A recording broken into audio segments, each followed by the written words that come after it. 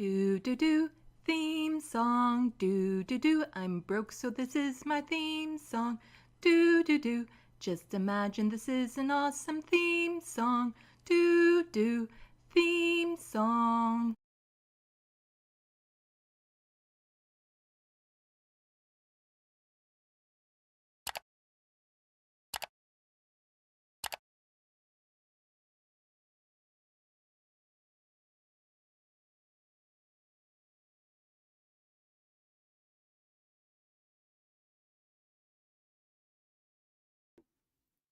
Hello, welcome to Left of the Box. Bonjour, bienvenue. I'm Sandy with the mic on. I'm going to get, the swing of this one of these days. Anyway, welcome everyone to my live stream at a 5 p.m. time slot, which now I'm really kind of wondering if this is even a good time because the Bitchuation Room is currently on. It's been on for an hour, so maybe she's wrapping up soon. And the Surfs have been on for a couple hours, but they're bringing on Ravana to talk about some stuff with Elon Musk, and I actually really want to watch that myself too. So I'm starting to wonder if there is any good times for this that are in like the afternoon, because there's no way I'm waking up to do like a 10 o'clock show. That is, I'm not a morning person. Well, morning defined by like the regular mainstream calendar. I have mornings, they just usually start at like 10 or 11. And they go to about like 2 p.m. or something like that. But welcome. We have in the chat, it's quality, not quantity, that matters. We have Looney Tunes, MIDI Doctors, Grand Theft Autobot. I'm in there. Who else? There was somebody else in here. Oh, Remedial Truth. Hello, all of you wonderful people. So I have a lot of stuff planned today for my live stream. And as always, I'm trying to cover things that aren't necessarily covered in abundance by the other streamers, because I like a little bit of variety. We'll start with some stuff about Gaza, of course, but as per my usual, I'm trying to stay away from the worst of the horrors. So I'm actually just going to go over news clips of other people talking about it, just to, point out how they're talking about it, that sort of thing. I also have a short clip about a right-winger embracing spanking a child for no good reason. Something about the right to smoke or not to smoke, and when does that right override other people's rights? There's also stuff about the food bank, and I have a segment planned about the Majority Report. So there's a wide variety in here. But yeah, so I guess, should we just get started, or should I say like plug my stuff? How about I plug my stuff first? And then I'll plug it at the end when like everyone who was watching Bitchuation Room and the Surfs come over to my stream when those are done. If you can support my content by becoming a patron. Let's do this. Right there, you can become a patron. Well, not right there. You actually have to go in the description box below to click on the link. There's also these social medias here that you can follow me on. There's my art. I have something special to show you guys later on about my art. And yeah, you can also send me an e-transfer to this email here. And there's a PayPal link. Any money sent to me through PayPal and the e-transfer will also go towards covering the cost of a commission portrait for somebody living with poverty. So as soon as I hit the amount that would cover the cost of one portrait, I'll put out a random call to people living with poverty and pick one person, again, just completely randomly pick one person, and they will receive a portrait at no cost to them. It's just one small way I have of giving back. Let's see. Oh, yeah. And it's also, if you do have that little bit of extra money right now, it would really help. I had to go to the electronics store nearby. Luckily, they were having Black Friday sales and I was able to get them cheap because Abernathy, my little kitty, he chewed through the cord of my ring light. And that cord is wired in, so now the ring light is garbage. So I had to buy a couple new lights that are cordless. They are cordless. And I also had to get a pair of headphones that are cordless because I listen to my music on my phone when I go for my walks, but the jack in the phone doesn't work anymore. And then it's like, it just makes sense these days to go wireless, even though I'm a little old-fashioned that way, and I like the idea of them being wired in, but then the more I think about it, the more it's like, really? Is that important? I think it's just the technology scares me. I'm not entirely sure I'll figure out how to set it up. Like, even right now, there's not like a proper on-off switch for the headphones, so I don't know if they're off or if they're just wasting battery life. Yeah, so let's do a quick check in the chat. Mini doctors, it's just so sad burying cats. Yeah, it is, you know, especially for somebody like me with my mental health issues. They are lifelines, and they can be lifelines to a lot of people. And it is expensive. I've never gotten the ashes of a cat because it's so expensive. So I have cats scattered around the region in different graves because of that. And yeah, it would be nice if there was like universal coverage for veterinary bills because they do get out of hand. And I think everyone should have the right to be able to have a little fur baby with them. And I've had a lot of cats over my life. I used to volunteer with a cat rescue. That was a mistake, and I'll never do that again. I had a little bit too many cats at one point. But they're all special, and they all have their own quirks and personalities, and you end up missing them all, and yeah, it's a bit challenging. And then sometimes one will just stay with you in ways others won't. But at least now I have my drawing talent back. So I'm able to make these beautiful tributes to them. And so I'm probably going to go back, and I have pictures of my other cats. And so, you know, I'll probably end up doing portraits of them as well too. Just because in that portrait that I did of Tulip, there's like a real presence there, like a real feeling like somehow she's there. And I'm actually calling the portrait Watching Over Me because it really does feel like she's there. Anyway, yes, Grand Theft Autobot. I realized as soon as I said something that you guys didn't hear me because I checked the Yeti mic thing, the little mic, the mic bar on my OBS, which is, I'm pointing to it on my screen here like you guys can see it or something. It's like, it's right there for me. I can see it right there. And then I saw that I had muted myself. Again, I'm going to get smooth with these transitions at some point.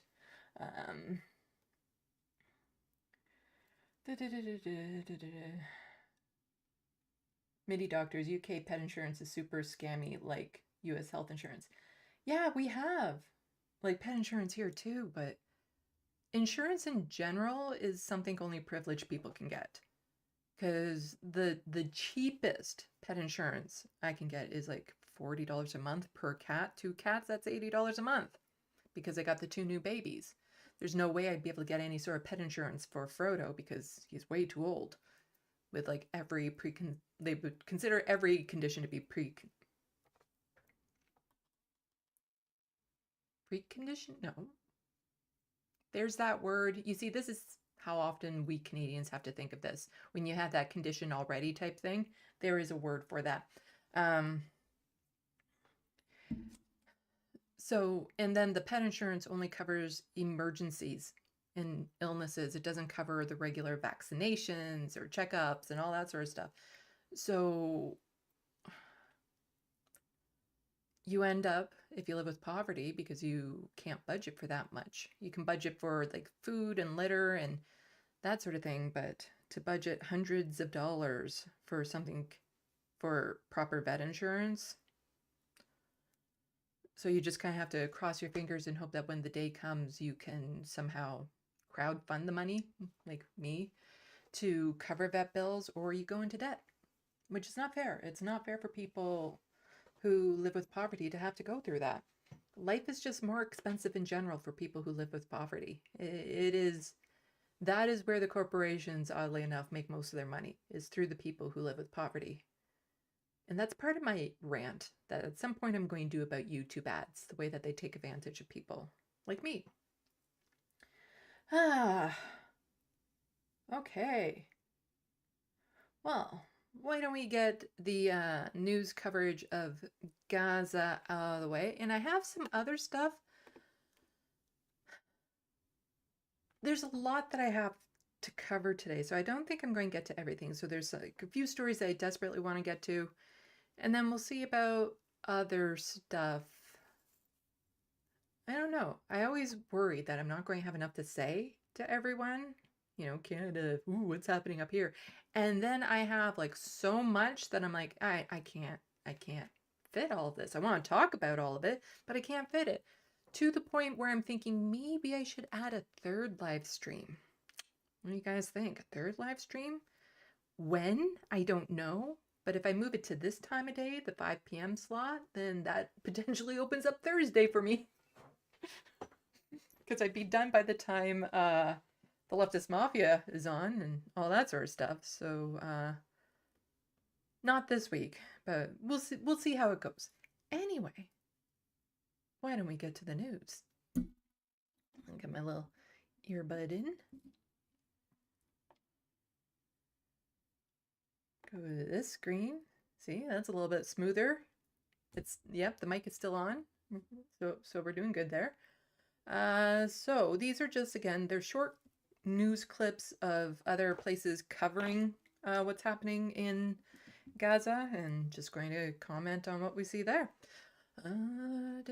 So this one, Anderson Cooper's guest tonight, former Israeli intelligence chief. The non-combatant population in the Gaza Strip is really a non-existent term because all of the Gazans voted for Hamas, which has been debunked over and over again. And we have seen on the 7th of October, most of the population in Gaza Strip are Hamas. What exactly on October 7th happened to make you believe that the babies in incubators are part of Hamas? Okay, let's see. And what does that look? How do you operate in that environment? Well, the South is a big word, and in the South are several areas. We have been asking the Gazan to move to the Mawasi area, which is the area closest to the sea. And this is where the big 10 cities have been established. Fighting in the south in Han Yunis does not mean that we're fighting in the same area.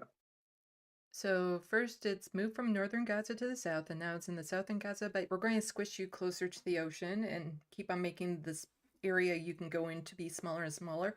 And they're in a tent city, which sounds a little bit more Western, because we have our tent cities around here for the unhoused population, as opposed to saying refugee, like they're internal refugee camps that were created because of the actions of Israel. And as you've seen in the last couple of weeks, the fighting is very surgical. It is slow. It is very methodical. We are trying not. It is very surgical. I was just watching Democracy Now! Today, and quite a few reporters were surgically targeted by Israel and killed. It's now over 50 reporters. 50 who have been purposely targeted and killed by Israel. So yeah, it is surgical, you know, these war crimes that they're doing. Not to reach any of the non-combatant population in the Gaza Strip. And I think that there is no way that we can eradicate. Wait, what is this here? Oh no. I've seen pictures before. I don't know for sure, but this looks like the images I was seeing before of the, what is it? That stuff that's outlawed. It's one of those things in war that is considered criminal. The use of white phosphorus. Again, I don't know for sure if that's exactly what this image is, but they have admitted to using it, and it has been proven that they used this horrendous material on the non-combatants within Gaza. Well, I don't mean to say this way. It's just the way that he's referring to the vast majority of people in the Gaza Strip are non-combatants. It's just, he says this, but I believe later on he just says they're all guilty of being Hamas. The Hamas without dealing with most of its forces that have fled to the south. Now, again, one little note: the non-combatant population in the Gaza Strip is really a non-existent term, because that's where I was jumping ahead. That's where it is, because he's like, no, it's a non-existent term. You know, children, people, men, women, NBs, children, adults, seniors. They're all Hamas there. All of them. According to this guy, anyway. all of the Gazans have voted for the Hamas. And as we have seen on the 7th of October, most of the population in the Gaza Strip are Hamas. Nonetheless, we are treating them as non-combatant. We are treating them. Yeah, they're all Hamas, but out of the kindness of our hearts and our generosity and our sensitivity, we'll treat them like non-combatants. Even though they're all Hamas, according to him. As regular civilians, and they are spared from the fighting. General Kimmett, Tell that to the people in the hospitals that were bombed. the idea of negotiating to not fly drones for a given amount of time for Just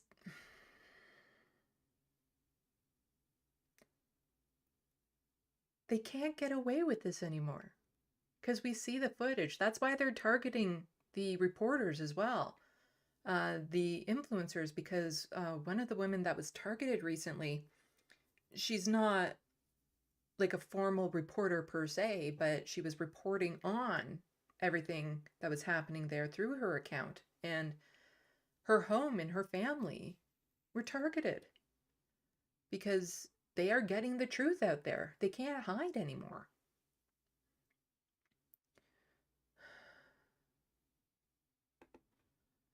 Let's see. So from Jordan Ewell's account, good to see the post 9/11 response as justification for what Israel's doing argument shut down. So this is somebody actually pushing back against the idea of somehow Israel feeling like it's justified doing what it's doing. You know, no one would have said after 9/11 we shouldn't attack the terrorists who are responsible for 9/11. You know, right now there is a clear and present threat from Hamas in Gaza.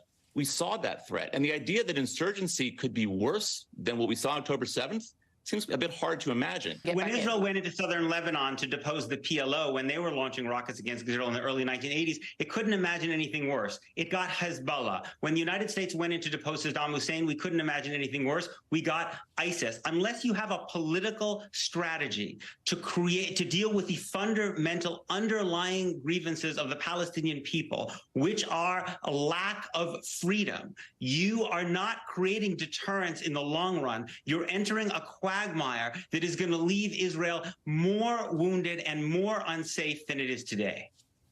Well, you're definitely not going to. Yeah. Like, you see the footage of some of the kids who've lost their family, who watched them be slaughtered and stuff like that. What do you think they're going to grow up into when they've been traumatized this severely by a government? And like, to these people, they're being attacked for no reason.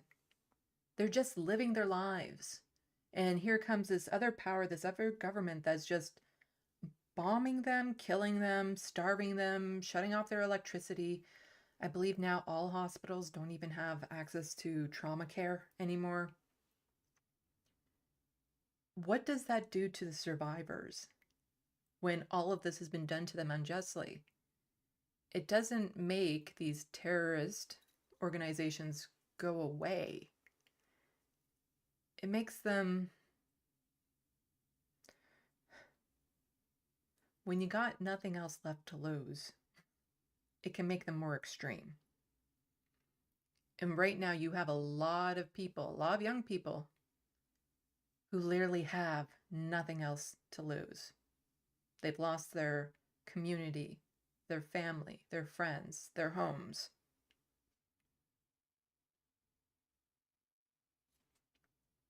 For what? For what? They were just living their lives and were hurt like this. A great deterrence if you don't respond to the death of 1,200 of your civilians. I mean, and here he's saying right now, it's like, okay, well, there has to be some sort of deterrence. There has to be some reaction when you kill. The number keeps on fluctuating between like 1,200 and 1,500 people in Israel. You know, there has to be a response to that. So the 10,000 plus people killed in Gaza, are they allowed to have a response to that? The innocent people in Gaza, the ones that had nothing to do with Hamas, are they allowed to respond the same way that he thinks he's allowed to respond to the people who were killed in Israel? that is, there's a different way of responding than this. You can respond in a targeted military way, the way we should have done after 9/11, not by deposing a government and entering a quagmire. Yeah, there were so many other better ways of handling this. It was a choice. Israel made the choice to do this. There's underlying, well, Islamophobia there, hatred, underlying entitlement that they feel like they have to the land. They were just looking for an excuse to go full out. And unless other countries like Canada and the United States start pushing back, they feel free to do whatever they want. Because where are the other governments calling them out? But the less that we call them out, the more license they feel like they have, the further they can push it. And it's already so beyond tragic, everything that's happening there. But there were 1,000 different ways it could have been handled. Start with the trade for hostages. That's, I believe, what they wanted in the first place, because Israel is holding lots of innocent people in their prisons, lots of innocent Palestinians for no reason. They just wanted an exchange. They wanted to see some of their loved ones who've been locked up. See them come home.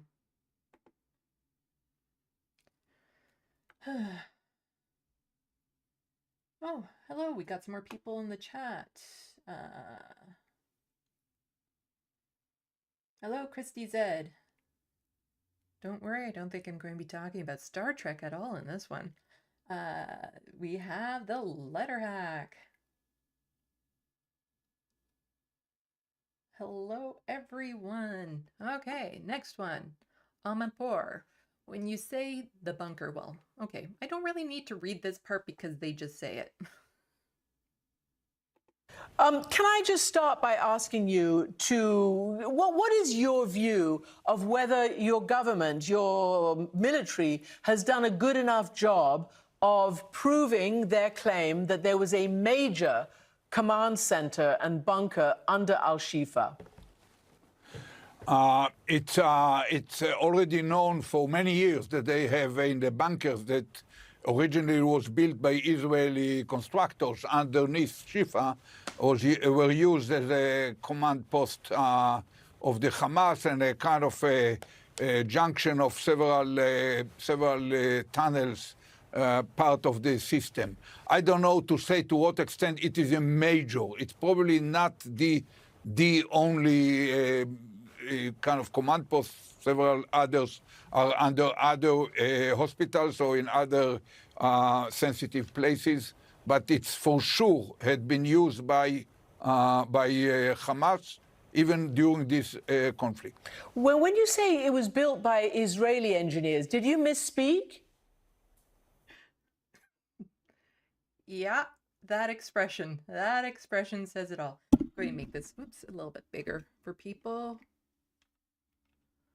There, why don't I do that? It's a little bit bigger.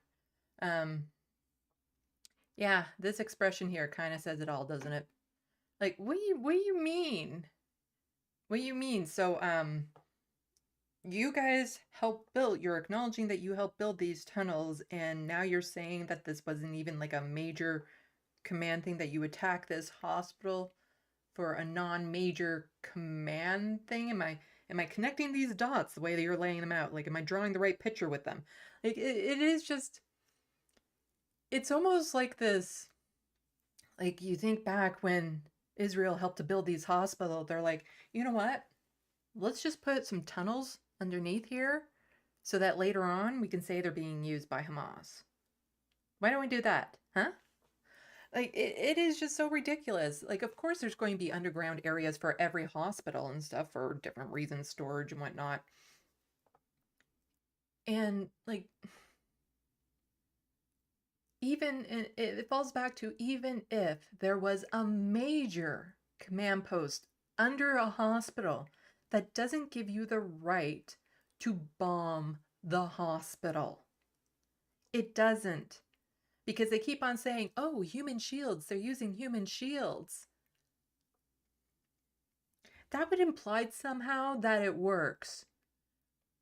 But it doesn't. It's just something that they can say for propaganda reasons, but it's not like Israel has ever held back with these so-called human shields that Hamas keeps on putting up in front of them.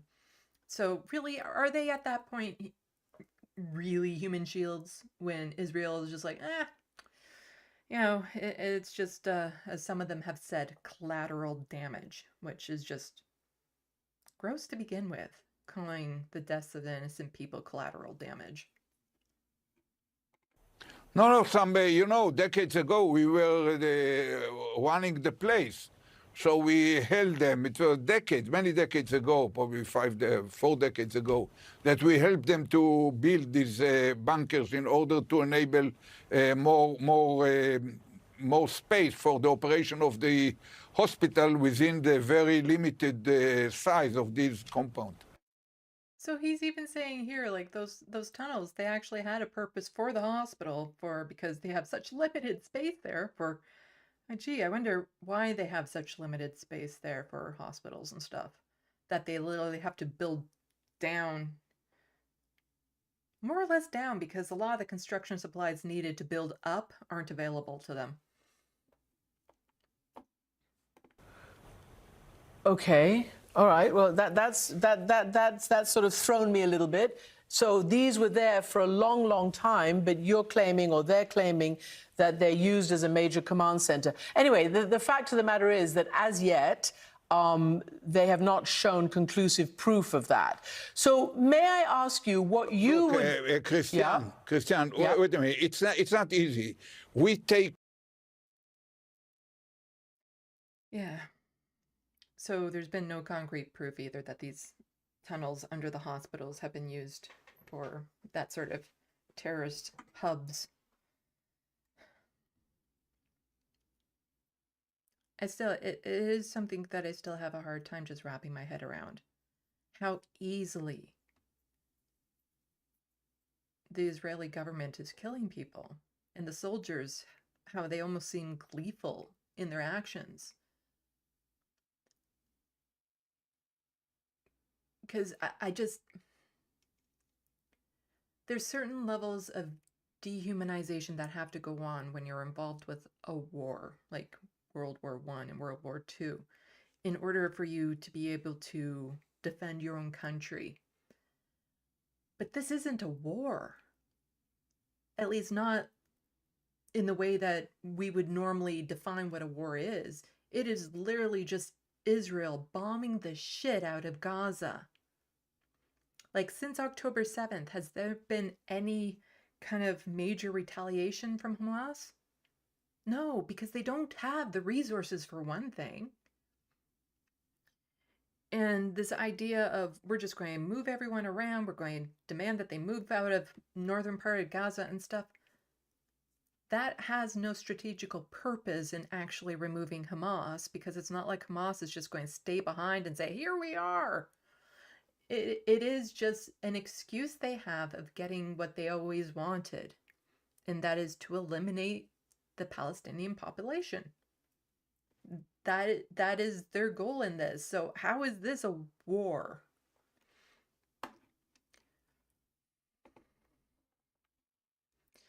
So let's see. Let's do this one first. So from Jackie on Twitter, in case you need reminding that Netanyahu is a symptom, not a cause. You have to remember, Jonathan, many of the people who were killed were terrorists. The majority of people who were killed were Hamas terrorists. People are saying this number, 12,000 people were killed. Yes, the Hamas is an army of 40,000 people, and many of them were killed, and good riddance. And again, there are civilians who were hurt, and this is what happens when you have a very dense populated area that is, you're engaged in a war in a very densely populated area. The best example I can think of is the fighting in Mosul. You have to remember. So that is the former Israeli prime minister just saying, yeah, the majority of those, the 12,000 dead Palestinians, they're terrorists, so what? It's just what we do. It's not a big deal. You guys you're overblowing the situation. There's like 40,000 Hamas. So, what is he trying to claim, that he wiped out a quarter of Hamas already? Like, it is just, again, it goes back to this dehumanization that a lot of the leaders, a lot of the followers when it comes to Zionism have towards Palestinian, that I can't wrap my head around.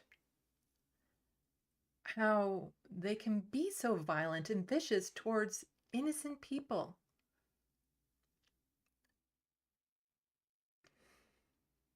Like, even people who aren't innocent, I can't imagine some of the horrors being unleashed on them.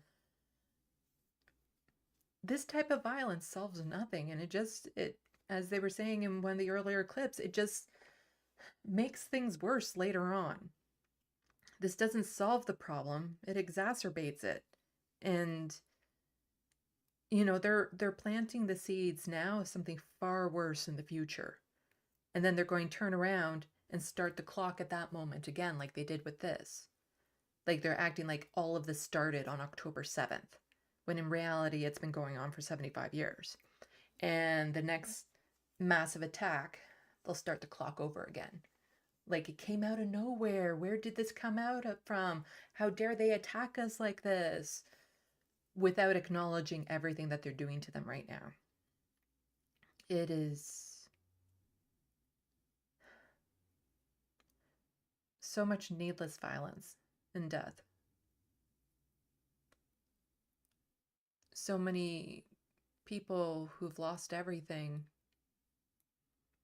And again, this number, this 12,000 number, it's an underestimation, because there's people under the rubble that haven't been accounted for. Like, you would never even be able to get a good idea of how many people are missing, because entire units of people who would, if one person survived, could say these people are missing. There's no one left to say, hey, my friends and family are missing, because they're all gone.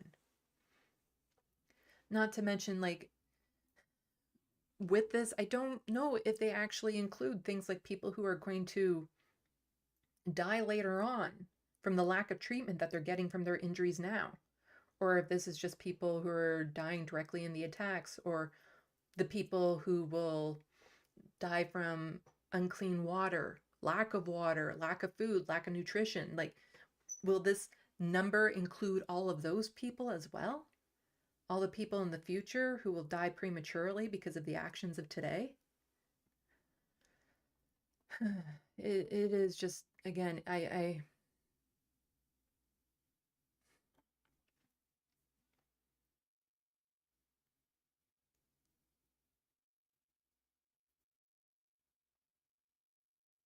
I've never understood this.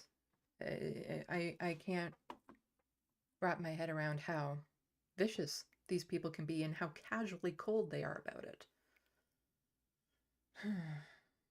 Let's just take a quick look over here.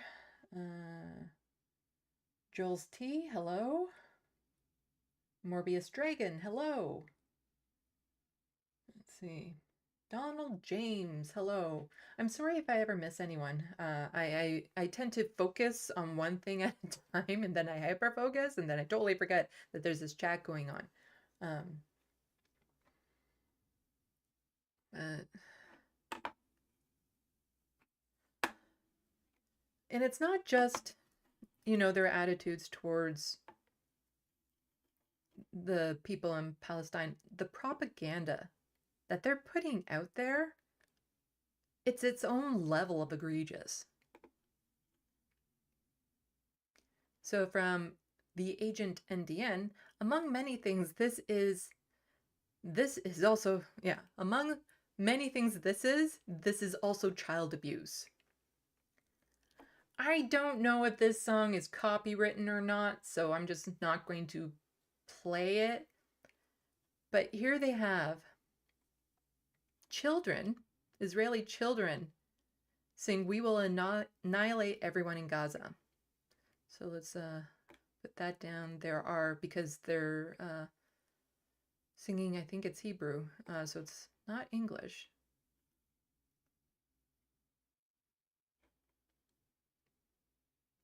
Yeah, so song and video created Israeli public relations firm, oops. Hey, I said no volume. English subtitles added by the Electrona and Infatata for news reporting purposes. I'm not going to sing it. We are the children of the victory generation. Autumn nights fall over the beach of Gaza. Planes are bombing destruction. Look at the IDF crossing the line to annihilate the swastika bearers. In another year, there will be nothing there, and we will safely return to our homes. You mean the homes they're already in? Or do they mean the homes that they're taking away from the people in Gaza?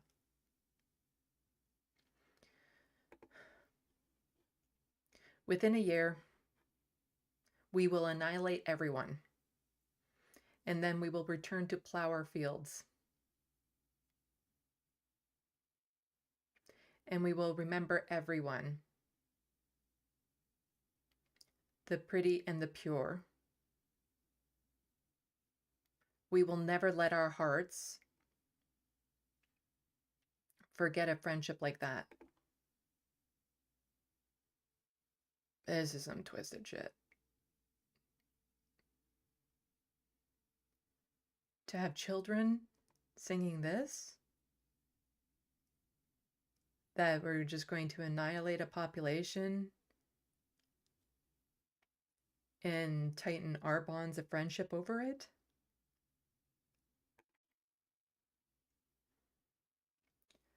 Love sanctified with blood. You will return and bloom among us.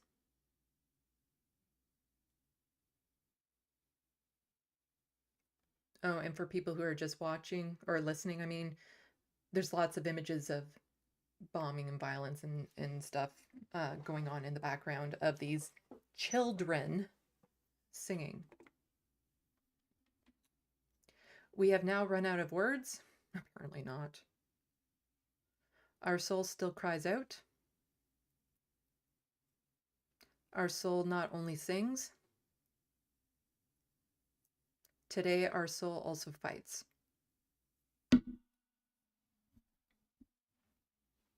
One people, the people of forever. Oops, sorry, I missed that.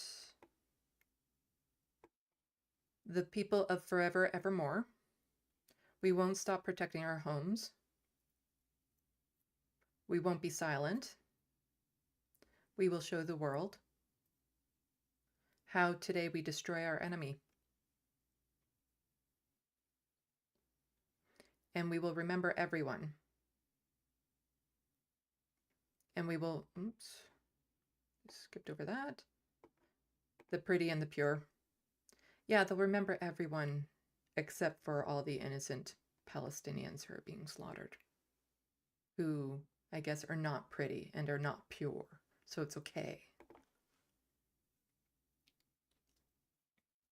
We will never let our hearts forget a friendship like that. Oh yeah, so it has a nice little course going on here. Love sanctified with blood. You will return and bloom. So it's just repeating some lyrics there. Our friendship song 2023.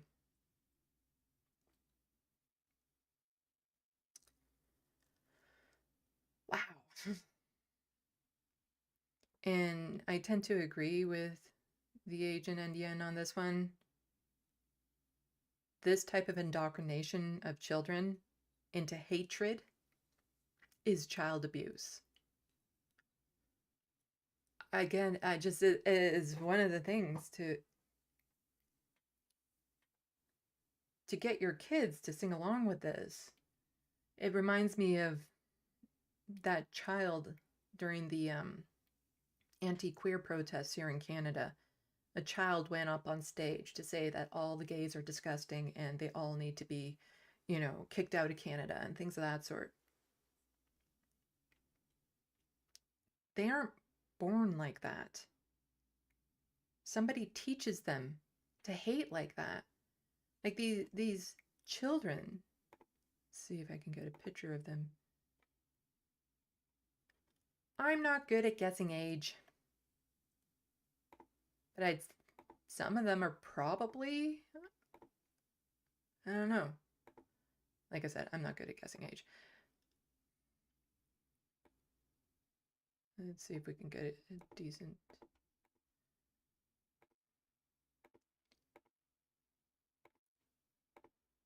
There we go. I would say they're all at least 10.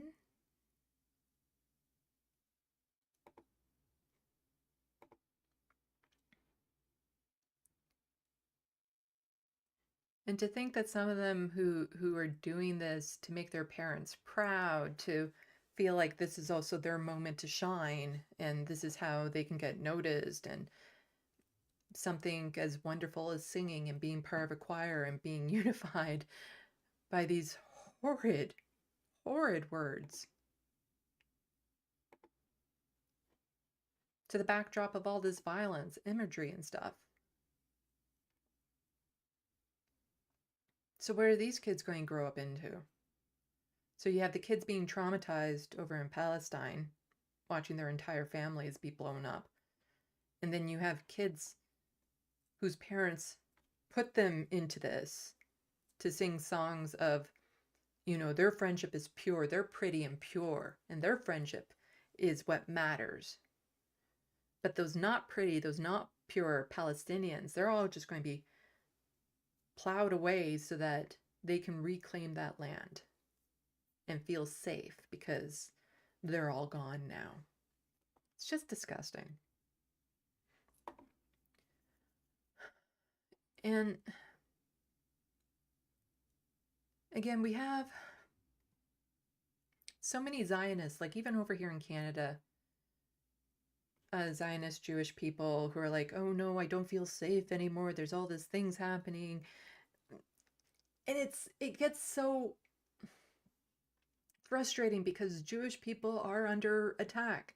You know, anti-Semitism is a problem. But when it comes to this specific issue, also from the Agent Endian, this is fucking bullshit. Canadian settler attacking Indigenous people here for calling out settler colonialism in Israel. Across, and then he was quote tweeting Dimitri, I don't know how to say his last name. Across Canada, citizens of conscience who condemn Israel's atrocities continue to suffer unprecedented persecution. The curator of Indigenous art at the Art Gallery of Ontario has been ousted for standing with Palestinians. Here's the outrageous letter that preceded her ouster. We have been down this road before, as you likely heard. Wanda Nanibush? Sorry, me names don't get along. Has resumed posting inflammatory, inaccurate rants against Israel. She is certainly entitled to her opinions. If she was fundraising or promoting a vetted charity aid of civilian Palestinians, we would genuinely applaud her. Let's be clear, the Jewish community in Toronto unequivocally wants peace between Palestinians and Israel. You know what could start that? A ceasefire? But most of them were demanding that there be no ceasefire at that one pro-Zionist rally. We also know that Hamas is a terrorist organization that needs to be dismantled and that misleading hate speech against Israel is unacceptable. We are exhausted and disgusted by her dedication to repeating that Israel is involved with genocide and colonialism.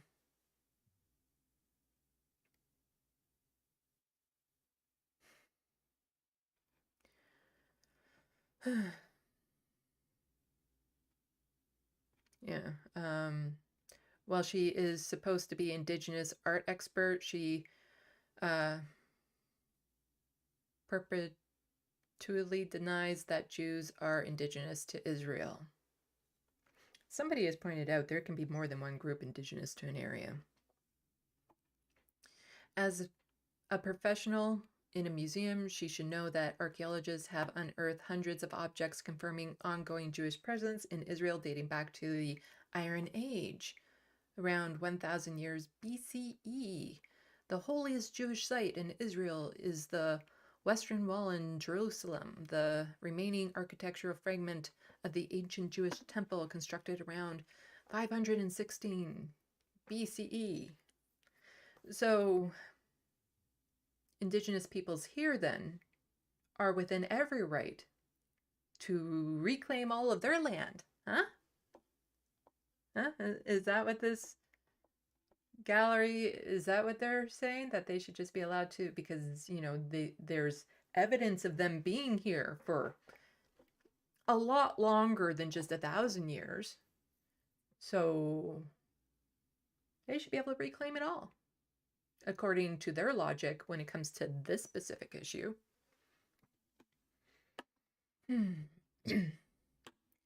But at least people are trying to make ourselves heard. We're not letting politicians get away with this so much anymore. No, well, it was, where is it? No, that one. That one. Okay. So Mississauga Mayor and Ontario Liberal leadership hopeful Bonnie Crombie is pressed while at a mosque in Hamilton.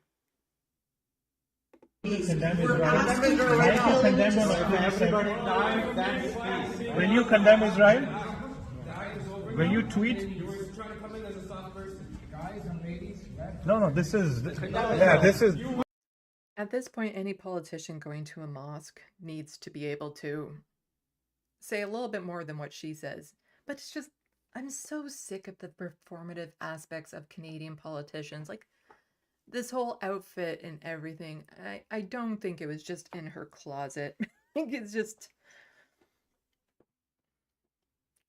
And what I just love, well, I don't love, but I find very amusing is her expression through this of just like, being so indignant that these people dare question her. When on social media, Palestine, will you at least go on social media and condemn Israel? Yes. Will you? Yes. We will be posting the statement. I want to apologize for the way I've been behaving. I just have one question. Will you at least go on social media and condemn what Israel is doing? Exactly. That's all we want. Yeah, just go on social media and say, you know what, the deaths of 12,000 people, not good. Can you do that one thing? Yes or no? Yes or no? And I'm sorry for the way I behave. I'm sorry. I understand your passion. I understand your passion. I know you feel deeply. I feel deeply too. How fucking condescending is that? Oh my God. I feel your passion over this particular issue, and I feel passionately about it too. You know, this is just really a bad situation all the way around, but what she's not saying, but what she wants to say is Israel still has its right to defend itself. I'm just trying to be respectful. I hear you. I see your passion. You're hurting. I can see that. You have family. I see you. I hear you. You're hurting. Now shut the fuck up so I can finish my, scripted speech here about why I'm so great. God. We're not children. We're grown-ups. Our families are dying. We're not children. We're not kindergarten, bro. Yes or no? It's not talk down to us anymore. We will not get the Muslim vote. I dare to start not get the Muslim vote. And all of us there. Yes or no? Will you condemn what Israel is doing to... You can kind of see on her face right now, it's like, oh, I knew I shouldn't have come here. There's like 1,000 other things I'd rather be doing right now. The actual site, when the UN has already told them these are UN sites and they're bombing it. Will you at least condemn that part? I will be putting a statement up. As you asked, you have heard it. We are asking for permanent peace and for the to stop. We're in kindergarten again. You're asking for a permanent peace and for the killing to stop, are ya? Mm-hmm. What a clown. Ugh. Yeah, any politician who skirts the issue, who doesn't directly answer, who gives non-answers to any of this right now should be laughed off stages. And I don't mean like laughed off like in like a funny way, like laughed on and how ridiculous that they're being, and they need to get off stage because this is not the time for them to still be beating around the bush when it comes to this issue. They need to get more direct. This is what the people want. It's what their constituents want. And yet they're still so reluctant to just say ceasefire. Or to say that, you know what?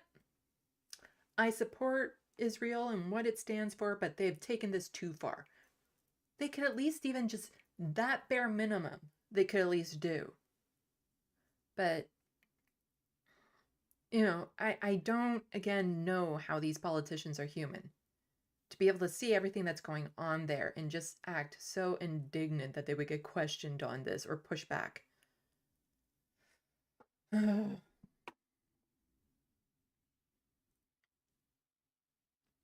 Jules T, it's almost like these people are competing to see who's the most races. It becomes a nuke arms race for stupidity. Yeah. We all know Justin Trudeau likes to dress up in different costumes as well.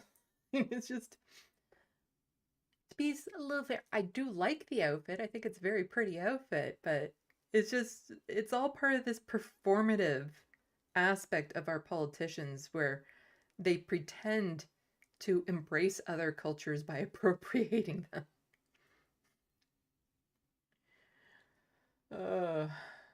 Christy said being mad at someone for being gay is like being mad at a banana because it's yellow. Neither can be helped. It's neither makes any difference. What are you mad about? It's harmless. It just is.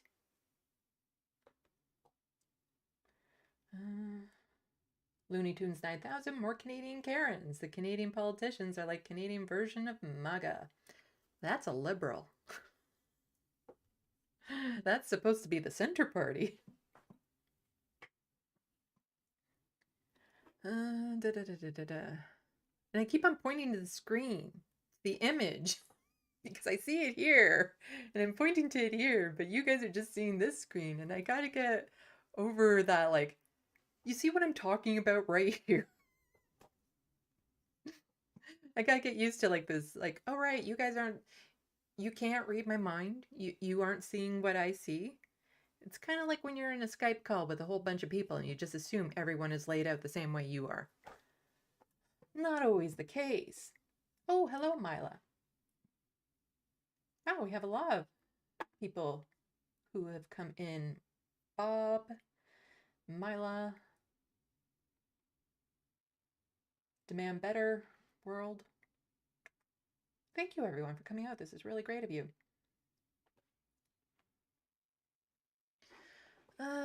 Let's see what we have on the agenda. So, next we have, speaking of child abuse, let's see, it's this one.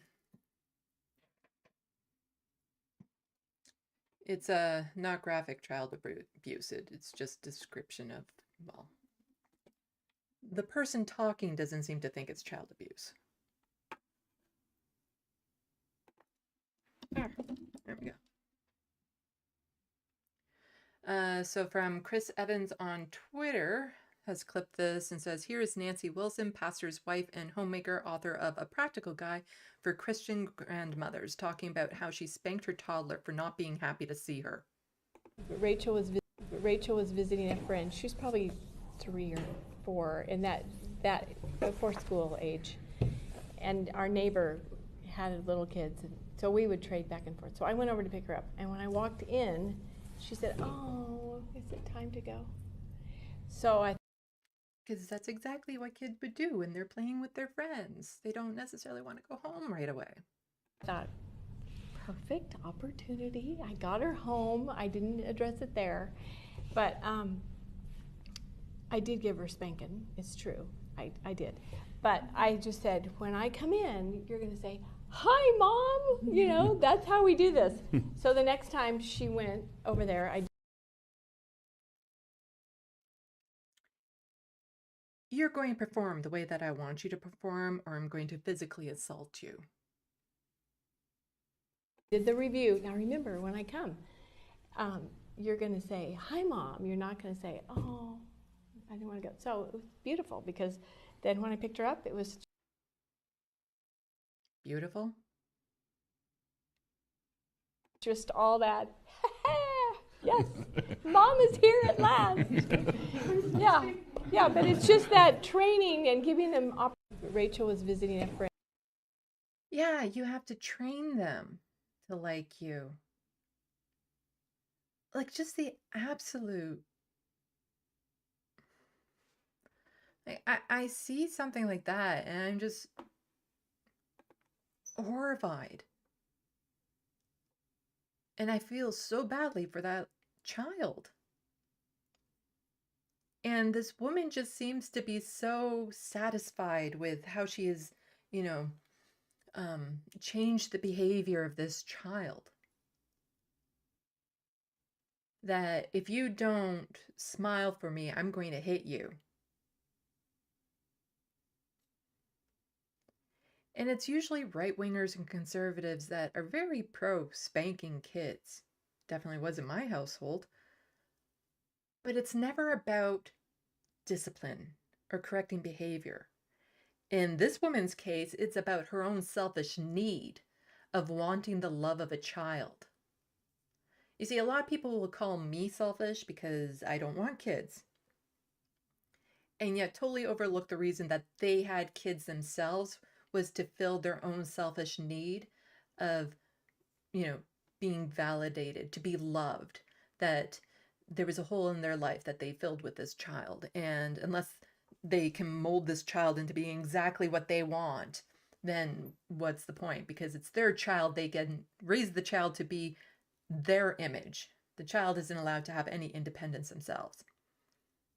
And just like in these conservative households, like I said, it's rarely ever about discipline, because I've mentioned before, I wasn't beat. I didn't undergo beatings or anything of that sort. But I was hit a lot. And it was never because of discipline. It was out of anger. They were mad at me because I did something. Sometimes it was just an innocent mistake, like something I totally did not mean to do. But it pissed them off, so I got hit. It was just their way of releasing their anger. Or they were mad that I wasn't doing exactly what they wanted me to do. Like, I actually remember as a child thinking to myself, I can't wait to have my own kids so that I can have servants and people to boss around. Not having kids was the best decision of my life. It's not about raising an individual to them. It's about control, authority. It's about abuse. This woman, I'm not a body language expert or anything of that sort, but she enjoys it. Like, to be able to know that if I hit this child, they're going to conform and do what I want.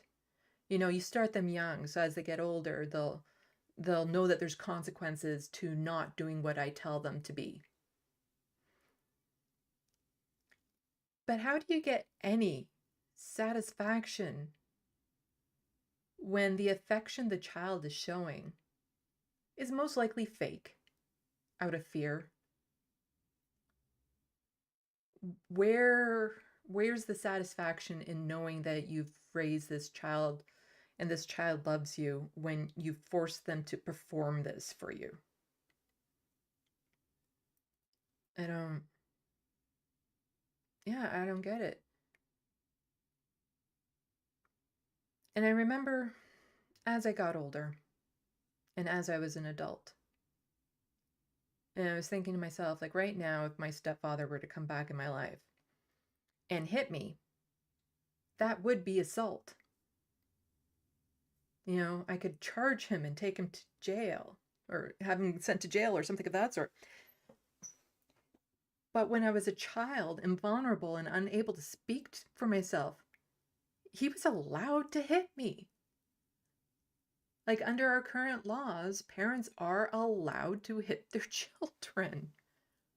And so then where's that line between abuse and discipline? And are you honestly telling me you can't think of another way of teaching your child right from wrong?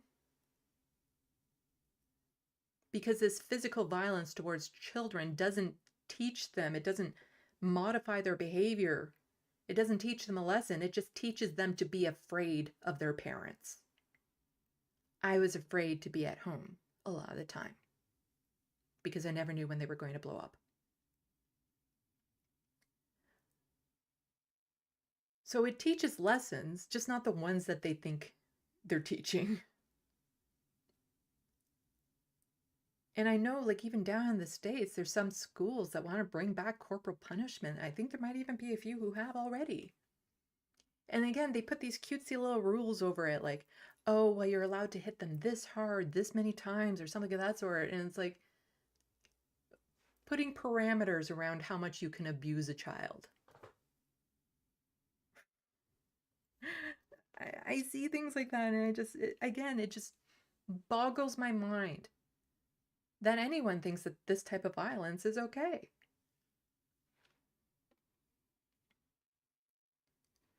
But, like, where's the pushback on this, too?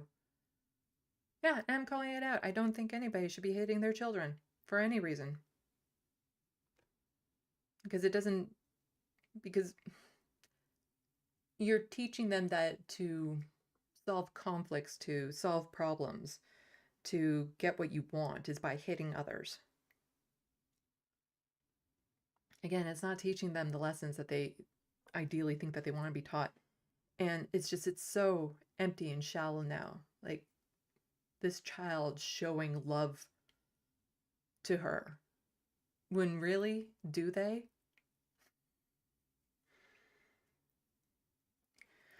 No, that one, that clip, when I saw that, it just kind of got under my skin because of my own experiences growing up.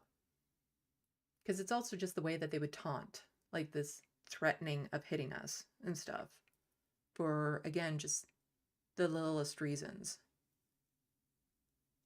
And it's like, it's a power thing, it's a control thing, and nobody should be forced to live under that. Children are vulnerable and they don't know how to speak up. And again, where's that line? If they just go to school and say, my parents spank me, then there's going to be a lot of people saying, so? And it's violating, like, it's inflicting pain, but it's also violating their autonomy to, again, just get them to perform the way that they want without any consideration for what the child wants. Because you could easily say to that child who's very wanting much to stay with her friends, it's like, oh, well, sorry, sweetie, it's time for you to come home right now, but don't worry, you'll be able to see them again. But we have some things to do together later on, so why don't we go do that?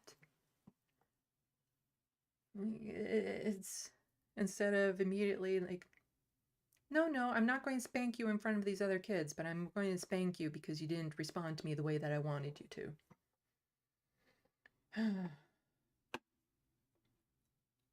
Morbius Dragon, I'm still dealing with trauma from abuse I experienced when I was a child. Yeah.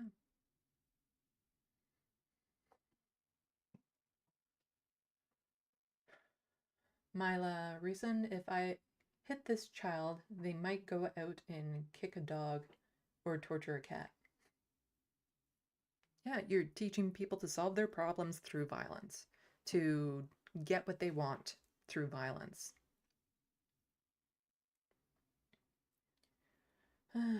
Welcome everyone else who has come into the chat. Don't worry, we're going to get onto some better subjects. It's just, I feel it's important to talk about issues like this. It is one of the things that kind of goes under the radar on what is allowable when it comes to disciplining children. And part of it is everyone is so closed off. Like, the communities to help raise children don't really exist anymore. Speaking of children,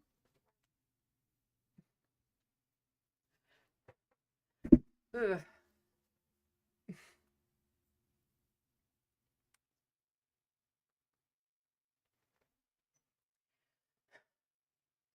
Like, there's so much pressure just put on, like, individual units, and then a lot of the times people don't know how to be parents, but then it's wrong for people to ask or interfere or say maybe you should be doing this or that or the other thing, because it's all just let the parents be the parents without actually giving them any guidance on how to be, parents.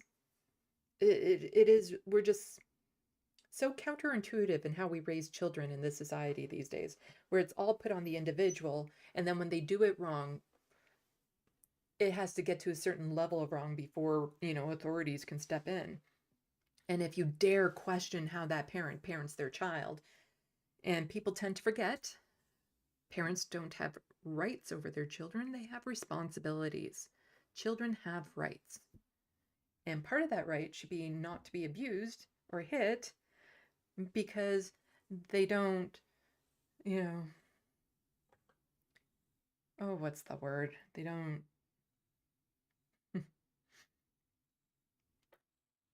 express an appropriate amount of affection for you.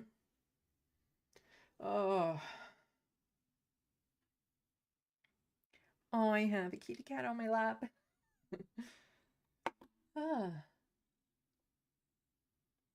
Hello, everyone else. Did like another channel stop their live stream? So we get a bit more people in here.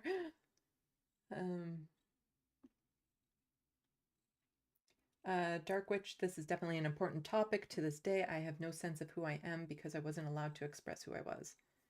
Yeah.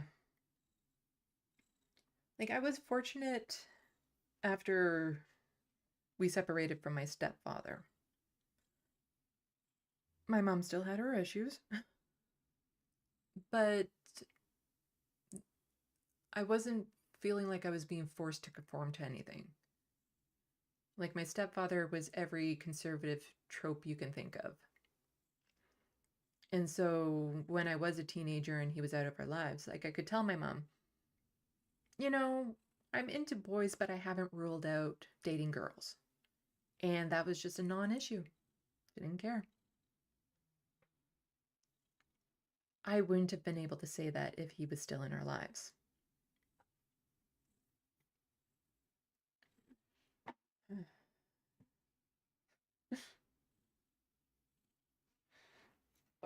Yeah. Okay. People want to see the kitty. Here we go. Here we go.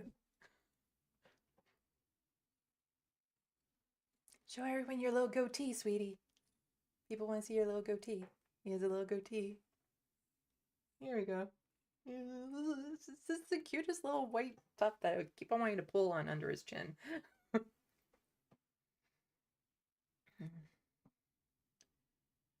Oh, thank you everyone for popping over.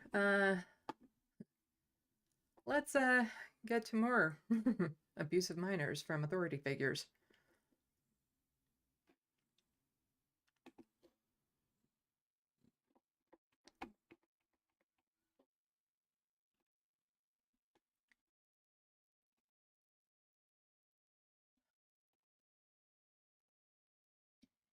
Teenage girl tackled, injured. Oh.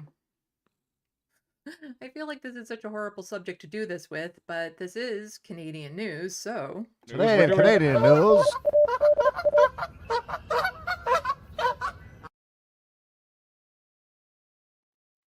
I have that. I need to use that, especially when I'm covering Canadian topics.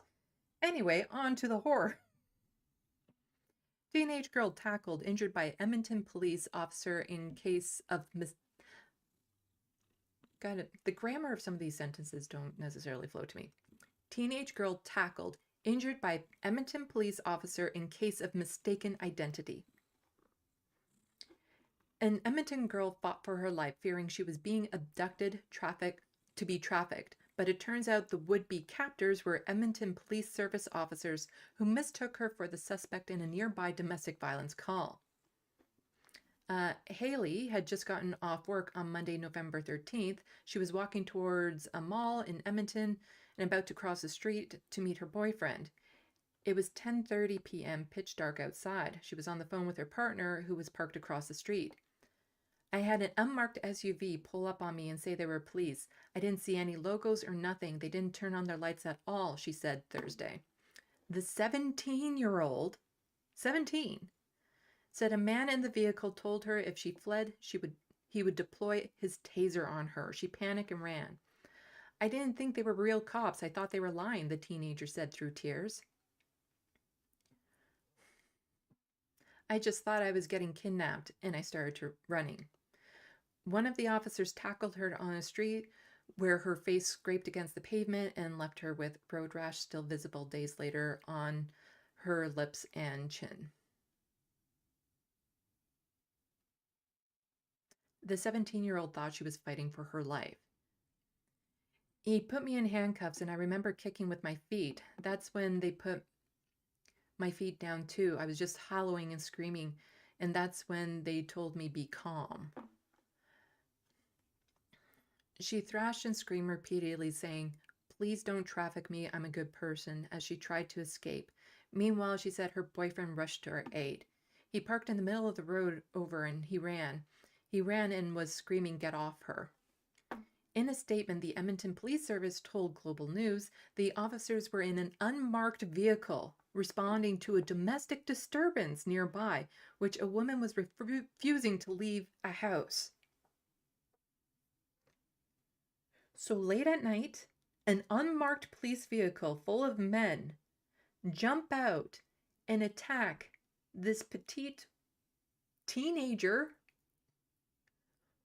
by just saying they're police, but with no identification that was visible at the time, because of domestic disturbance nearby, where they somehow feel like this would be an appropriate response to a domestic disturbance call for a woman who was refusing to leave her house, but they just see this teenager walking around and assume it's her?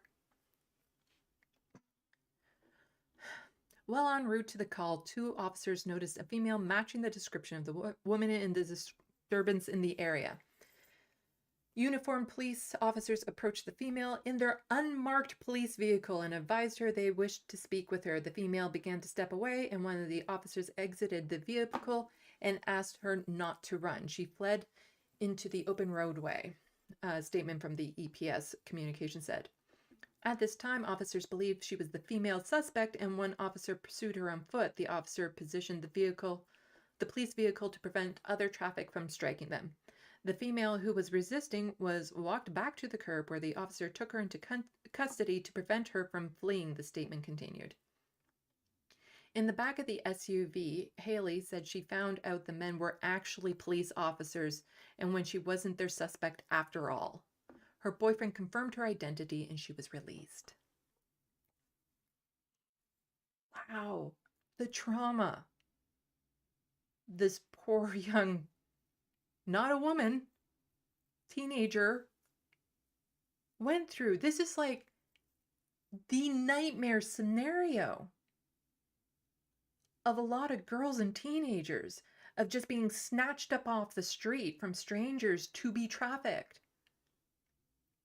And to have like this dark SUV just pull up on you, and people who are in uniforms, but how do you know they're real? It is just, and this is no way to handle a domestic disturbance call. The police should never be going out to those calls. They are not trained on how to do them. And to have a bunch of male officers be responding to this one as well. Totally inappropriate.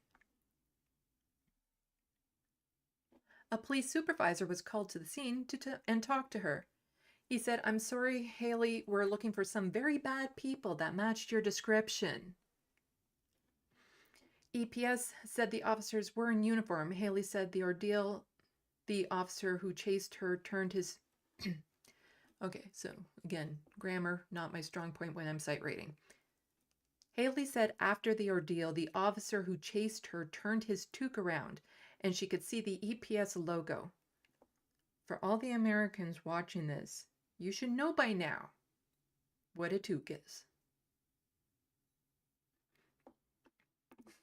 I have quizzed enough Americans about it. But in the dark and in her panic, she didn't see it at first. Haley's mom arrived on scene while Haley was still in the back of the SUV, the police SUV. She was totally distraught. She wouldn't even open her eyes to look at me. I was like, "Mom's here, you're safe, you're okay."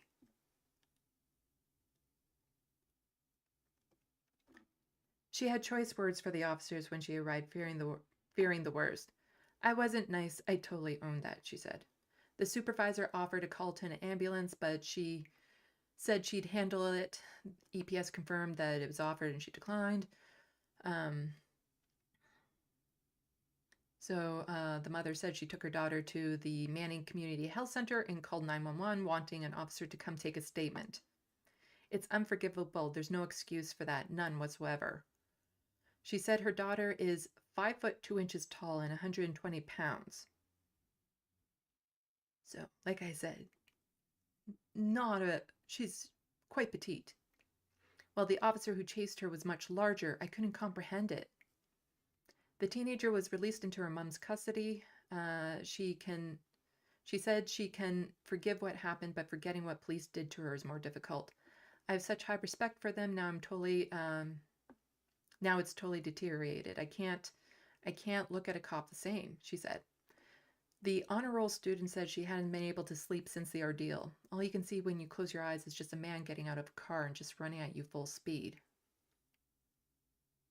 In that moment, you think you're never going to see your family again. That's what I think about it every time I'm in bed and I'm alone. The teen hopes the officers get better training in communicating with people. Edmonton criminal defense lawyer Tom Engel, who practiced regularly involved law enforcement issues and is an outspoken critic of poor police conduct, said sorry doesn't cut it. It should have been obvious to the police officer that she was resisting arrest because she was terrified, not because she was a suspect. It's a gross overreaction from the police. She says she doesn't think all the officers are bad, but this incident like this reflects poorly on police. Thing is that, I'll point out, this isn't the only instance of this sort of thing happening. Hey, don't eat that. I have a cat that gets into everything. I taught my children to trust you, the uniform. I taught my children to go out to them for help. So who do you go to now? She wondered. She previously, so I think that's her mother, previously worked with law enforcement as a victim service advocate with the RCMP in Slave Lake. The fact that we even have a place called Slave Lake still. The mother and daughter, along with Engel, all agreed the ordeal could have been avoided. There were no flashing lights. There was nothing really indicating they were police other than them saying that they were police, and all we know were masquerading as police, and they're not police. They're dangerous, Engel said. You prevent it by turning on your flashing lights to identify yourself as police. There are actually laws out there that you're not allowed to have street vehicles flashlights if they're not emergency. Like there's certain lights, frequencies and stuff like that. So if you're not actually an emergency vehicle, you can't be flashing your lights on the street. Police Chief Dale McPhee said the situation is being looked into, but reminded citizens they need to obey officers. The problem with that is if you don't know they're an officer, so what, you're just going to obey any strange man that jumps out of an SUV who claims to be a police officer just because you don't want to take the risk that he is one and is approaching you from her perspective for no reason at all because she wasn't the suspect. When police ask you to stop more than one time, you know it's going against the law to run. So I think we have to look at this, and we obviously have to figure out if something did go wrong, what went wrong. Oh, something did go wrong. It went wrong.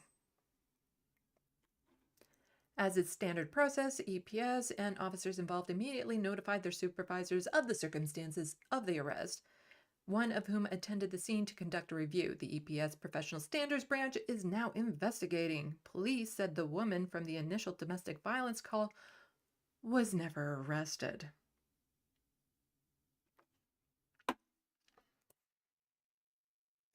So all of that trauma for nothing. This is why we need to defund the police. Because police officers should never be going out to domestic disturbance calls. Because they react like that. Like again, I have a hard time comprehending how they thought it was okay to have a bunch of men jump out of an SUV and tackle this petite teenager to the ground. Like, how else is that supposed to be interpreted by her? To just have these men jump out, like even if she was the suspect, that was totally inappropriate. But they're not, police officers aren't trained to actually, treat people like humans. They're trained to treat people like they're criminals about to harm them. But as I was saying, this is hardly the first time, and there is a trend when it comes to police from Alberta in particular. They're really bad at this sort of stuff. I covered this story a while ago on my channel. You can check out the video. It's called Arrested for Being Autistic.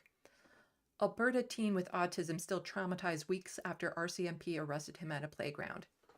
So an autistic teenager was just in a playground near his grandma's house. But because a neighbor thought it was odd that this older looking teenage male was playing in a playground, not harming anyone, he was just playing in a playground, thought that was odd, and they called the police. But he's nonverbal. And so when the police arrived, he wasn't able to identify himself or anything of that sort. So they just kidnapped him. They didn't wait at the scene. They didn't try to figure out where he was from. They just threw him in the back of the vehicle, and his family panicked because they were watching him from the kitchen window. And this whole thing happened in about 15 minutes when suddenly they looked up and he wasn't there anymore. And the family panicked and started searching a nearby river and everything, trying to find him. And it wasn't until they called the police and started to explain the situation that they realized the police had him. And during that time, he had started to self-harm himself because of the trauma he was going through. And even then, the police didn't take him to the hospital. They took him to jail.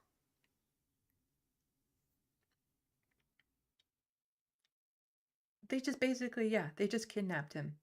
But since they're the police, they're allowed to do that, even though he wasn't harming anyone. Again, that sort of situation should have never been handled by the cops. But just to show you a lot of the biases and everything that go on with these, the police, again, I'm picking on Alberta because they deserve it, especially Edmonton. Another video I did way back when.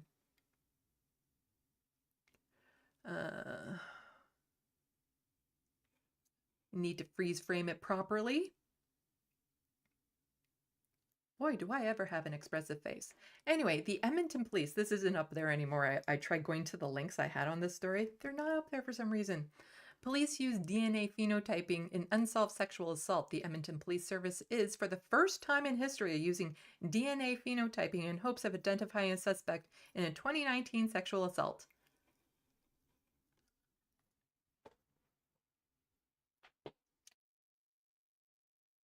I point out in that video what the percentage of the population is black versus the white population.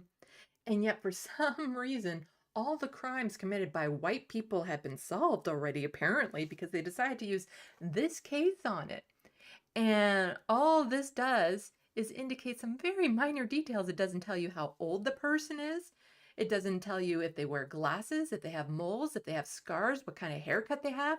No, it was just like, here is this black person we think is the suspect, but really they could be any black person across Canada, is what this was. Because it's like, oh, well, he's probably like from this part of Africa. There might be like, I don't know, 2 white people in Alberta that might be able to tell the difference. It was just like, I couldn't believe it when I saw that. It blew my mind that they thought this was okay. But it is...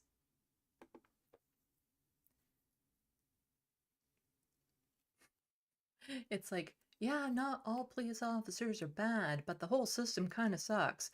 It's like there's some good apples in the barrel, but the barrel is what's causing them to be corrupted. Yeah. And what happens to the good apples in the barrel? Well, they either get picked out or they also turn bad. But when the barrel itself is the thing causing the apples to turn bad, then you gotta get rid of the barrel. Which in this case is the entire police system and the way it's run. And yeah, this is part of the reason why I'm a fan of defund the police, because they aren't trained to deal with the problems at hand. Like, and the vast majority of the time they show up to a crime after the crime has been committed anyway.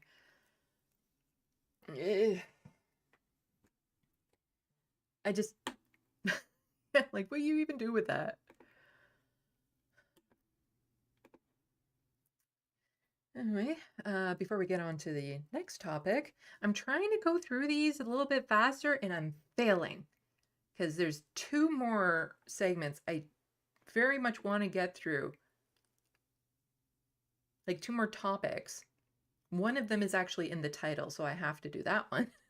But then I also want to show you guys that something special. And then I have there were 5 other things I kind of have off to the side as maybe if there's enough time or I need some filler. I think I'm getting more used to understanding how long it's taking me to go over some of these things. Well, let's check the chat quickly. BCatK, the biggest gang in the U.S. is the police. Yeah, it's kind of police unions here too are really the amount of violence they're allowed to perpetrate onto the community. Like, they shouldn't be the ones causing the trauma, but they are.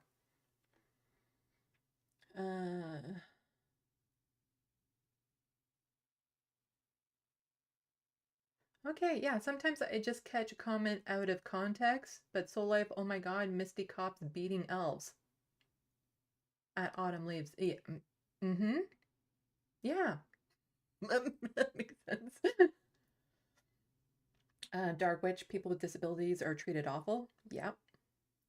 Yeah, I recommend you can go back and watch that video. It's the one about the autistic teenager being kidnapped by the police. It's called Arrested for Being Autistic. And this one, the one that I just showed about the phenotypes or whatever, is called Edmonton Police WTF. Looney Tunes 9000, short and sweet. Cops are evil.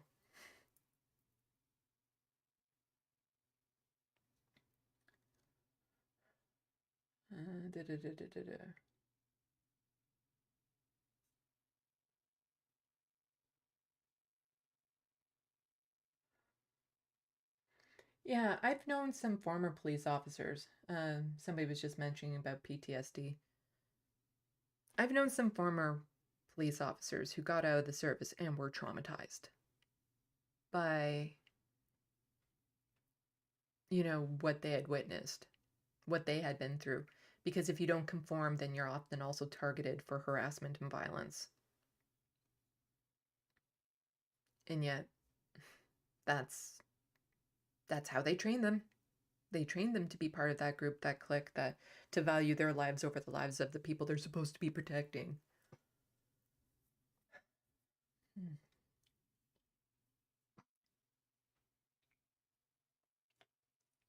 It gets super dry in here. Especially now I've finally broken down and turned on the heat. It's getting kind of cold in here these days. Okay, well, why don't I just scooch on to the next topic? Make these little transitions a bit faster. And the next topic is... this. Okay. One that I wanted to get into on... It's in my title, so I should get onto it.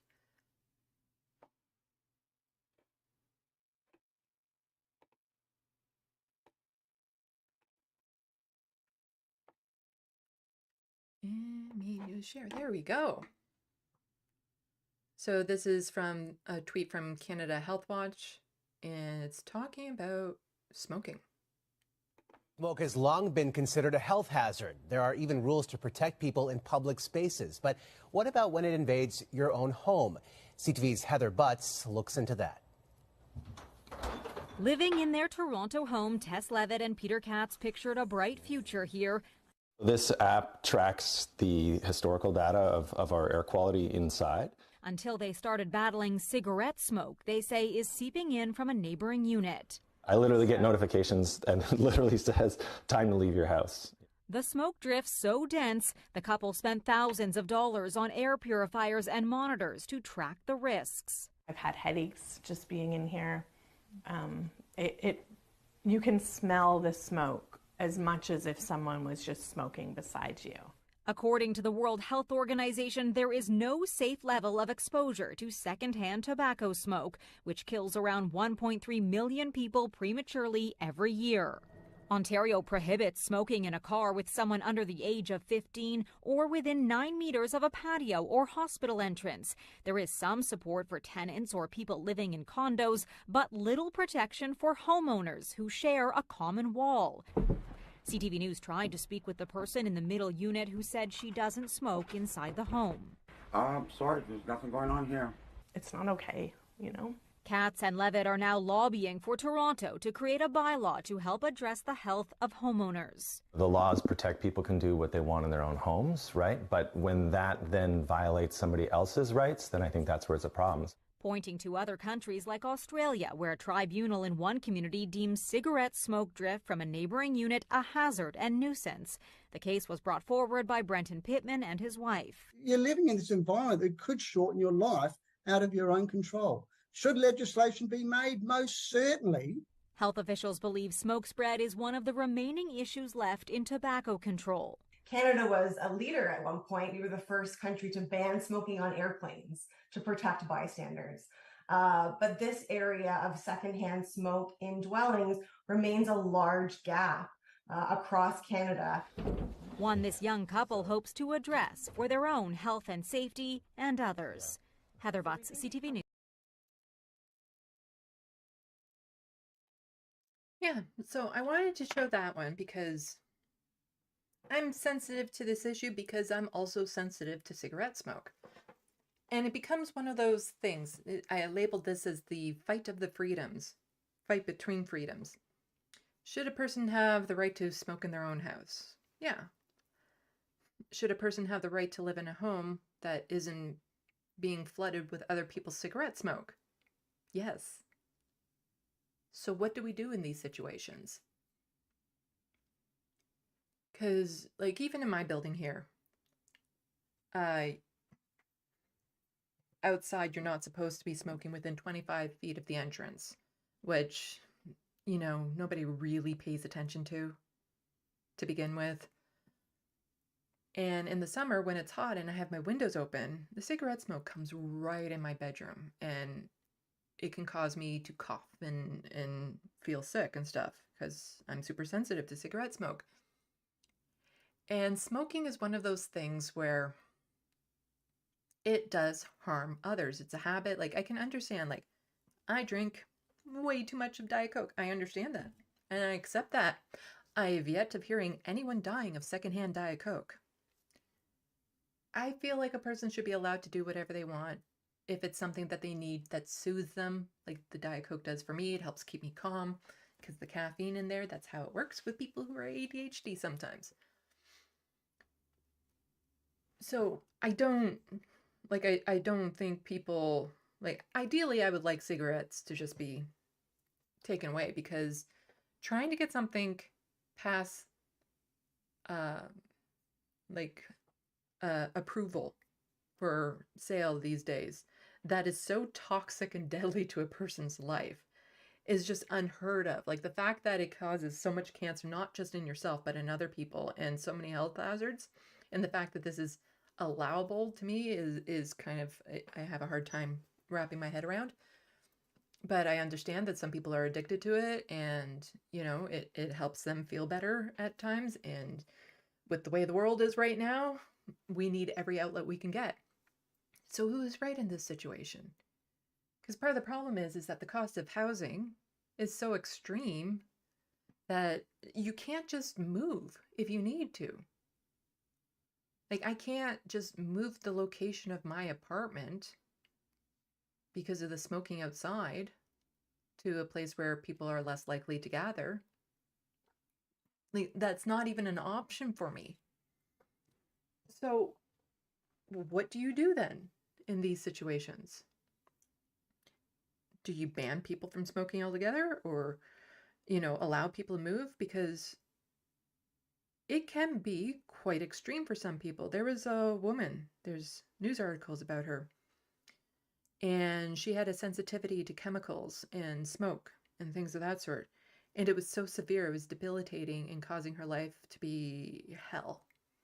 And in her apartment, she had to, during COVID, restrict herself to one room with tape over the vents, things of that sort. She ended up applying for MAID, that's medical assistance in dying, because she couldn't find housing that was chemical free. And she went through with it. So it's not just a minor inconvenience to some people. So do we have smoke-free buildings? Well, with apartment buildings, you can get a little bit more control over that. You can have more say as to who moves in and stuff. But when you're, in this case, you own a property that shares walls with other properties, what can you do? Like, in an ideal world, you would have construction done in such a way where, you know, you have like proper sound barriers, but also like airflow barriers. But that only helps so much because, again, if you open up your window, it's going to come in.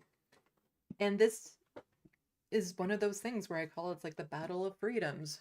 Whose is more valid in this? Who gets to win out in this? Like, I'm biased on the situation because I'm sensitive to smoke. But I am kind of curious what other people think about this.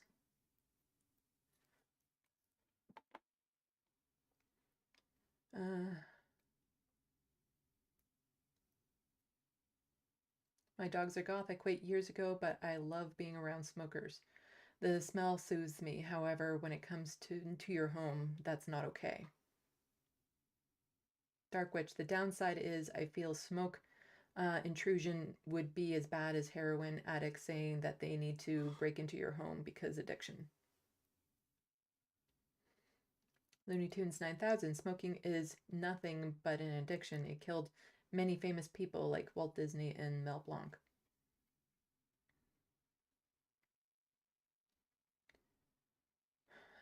Dark Witch, my son smokes pot but never smokes in my home because I can't be around it or I have problems breathing.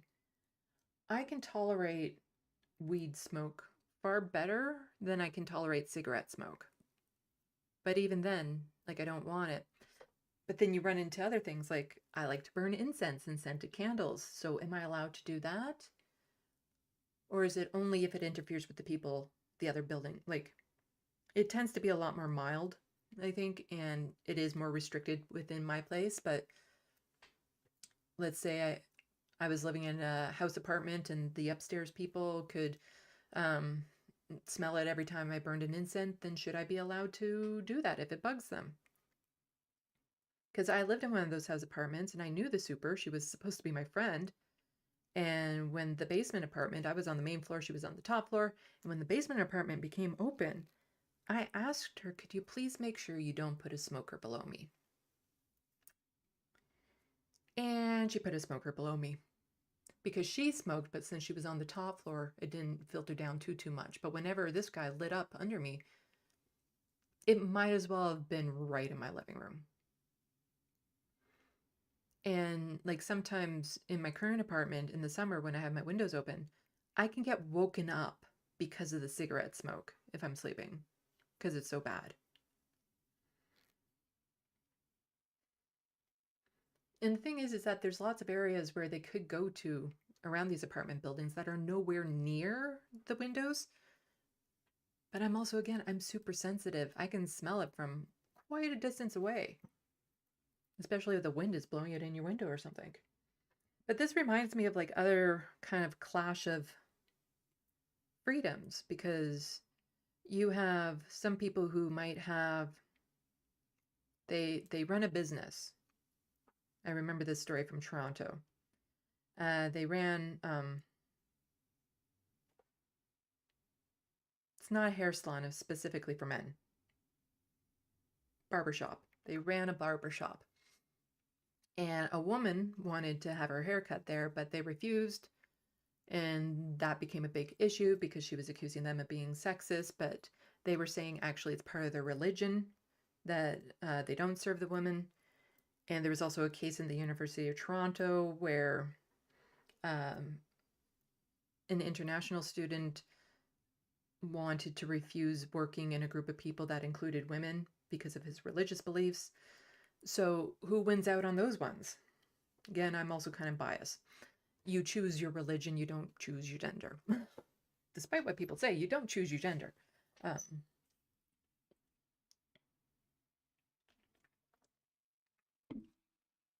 So it does become a clash of the freedoms and whose freedoms overrides who. But personally, I kind of like the route that New Zealand went, even though I know a lot of people would probably think I'm being fascist if I went with this. New Zealand imposes lifetime ban on youth buying cigarettes. New Zealand on Tuesday, so this is back from 2021, I believe is when it first came out. This article is from 2022. New Zealand on Tuesday passed a law a unique plan to phase out tobacco smoking by imposing a lifetime ban on young people buying cigarettes. The law states that tobacco can't be sold to anyone born after January 1st, 2009. It means that the minimum age for buying cigarettes will keep going up. In theory, somebody trying to buy a pack of cigarettes 50 years from now would need ID to show they are at least 63 years old. But health authorities hope smoking will fade away well before then. They have a stated goal of making New Zealand smoke-free by 2025. So I know that there were programs, especially in Canada, to help people quit smoking and stuff of that sort, but it is one of those bigger picture things. If you took away a lot of people's stress, it'd make it a lot easier for people to quit smoking. Because smoking is a reaction to stress for a lot of people, because they need it to stay calm and soothe them and things of that sort. And so the more stress is taken out of the environment, the easier it would be for some people, not all people, but for some people to quit smoking. But as long as those stressors are there, then it's harder to quit. So it becomes a bigger societal problem when you look at it through that lens. But something where you ban people of a certain age from buying them, and then that just keeps on going up, to me, it sounds like a reasonable way of phasing out cigarettes. But that'll never happen in Canada. At least I don't think it will happen in the near future. Let's see. Dark Witch, can I move there? The problem with areas like Australia and New Zealand is there's too many critters around that want to kill you. Like different types of reptiles and insects and things of that sort that they just want to kill you. I don't like that. I like the colder climates too, so.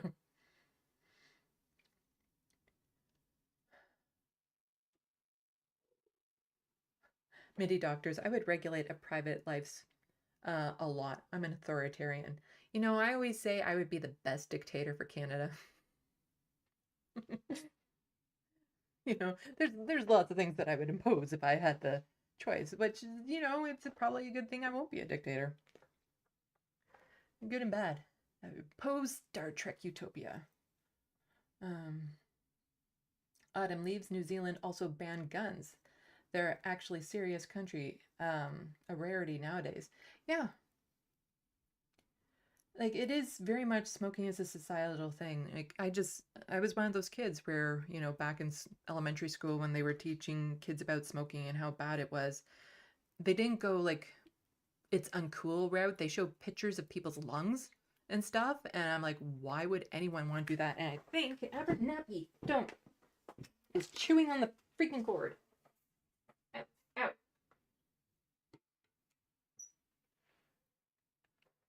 Ow. Could see the webcam jiggling and he was chewing on the webcam cord.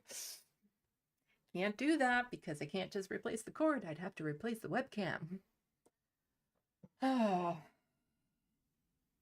not allowed in this room when I'm not here, and even when I'm in here, I have to be constantly keeping my eye open for them. Anyway, darn it, what was I saying? Right. I just saw the pictures of the lungs. And that was like enough to, like, it boggled my mind why anyone would want to start smoking to begin with, when you could see the different health outcomes. Like, there was even one time they had somebody that would go around to the different schools who had throat cancer because of cigarettes. And they had like that hole in their throat where they had to breathe out of, and they had that thing that they would have to hold up in order to speak. And that was because of the cigarette smoke. And I'm just like, why would anyone want to risk that? And again, cigarette smoke is something that harms other people. It's not contained to just you. It harms other people. So, like, personally, I'd be fine banning it, but I understand that there'd be too much of an uproar over it. But what product these days would be allowed to be approved from, like, the FDA or anything that is that toxic? Because it's not simply just tobacco. It's all the additives that they put into it. I might be a little more open to it if they were if they took out all the extra chemicals in it that made them, well, makes it so addictive, but also so toxic. Like if it was more natural, like a lot of marijuana and stuff like that, without the additives. But yeah, I don't know. I think this is a fascinating conversation to have. I wish I had somebody that I could actually just talk to in person about this and debate it. And then, because that's a good way to test how strong I am on this subject, you know, when you actually have somebody right here debating you with this idea of freedoms. Because it's like, you have the freedom to smoke, but do I have the freedom to breathe clean air? One could almost compare it to those teenagers down in the States that took, I believe it was their state, to court about clean air and not doing enough for the environment, which was destroying their life. Anyway, let's get on to the next thing, because I'm rambling. And I've been at this for almost 2 hours, but I still have like one big thing to cover, one smaller thing to cover, and then the fun thing that I was promising people. So I'm going to speed run through the smaller thing.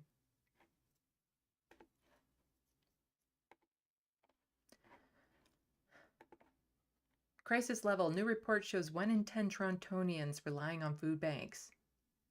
I noticed this news story when the trend 1 in 10 on Twitter was popping up.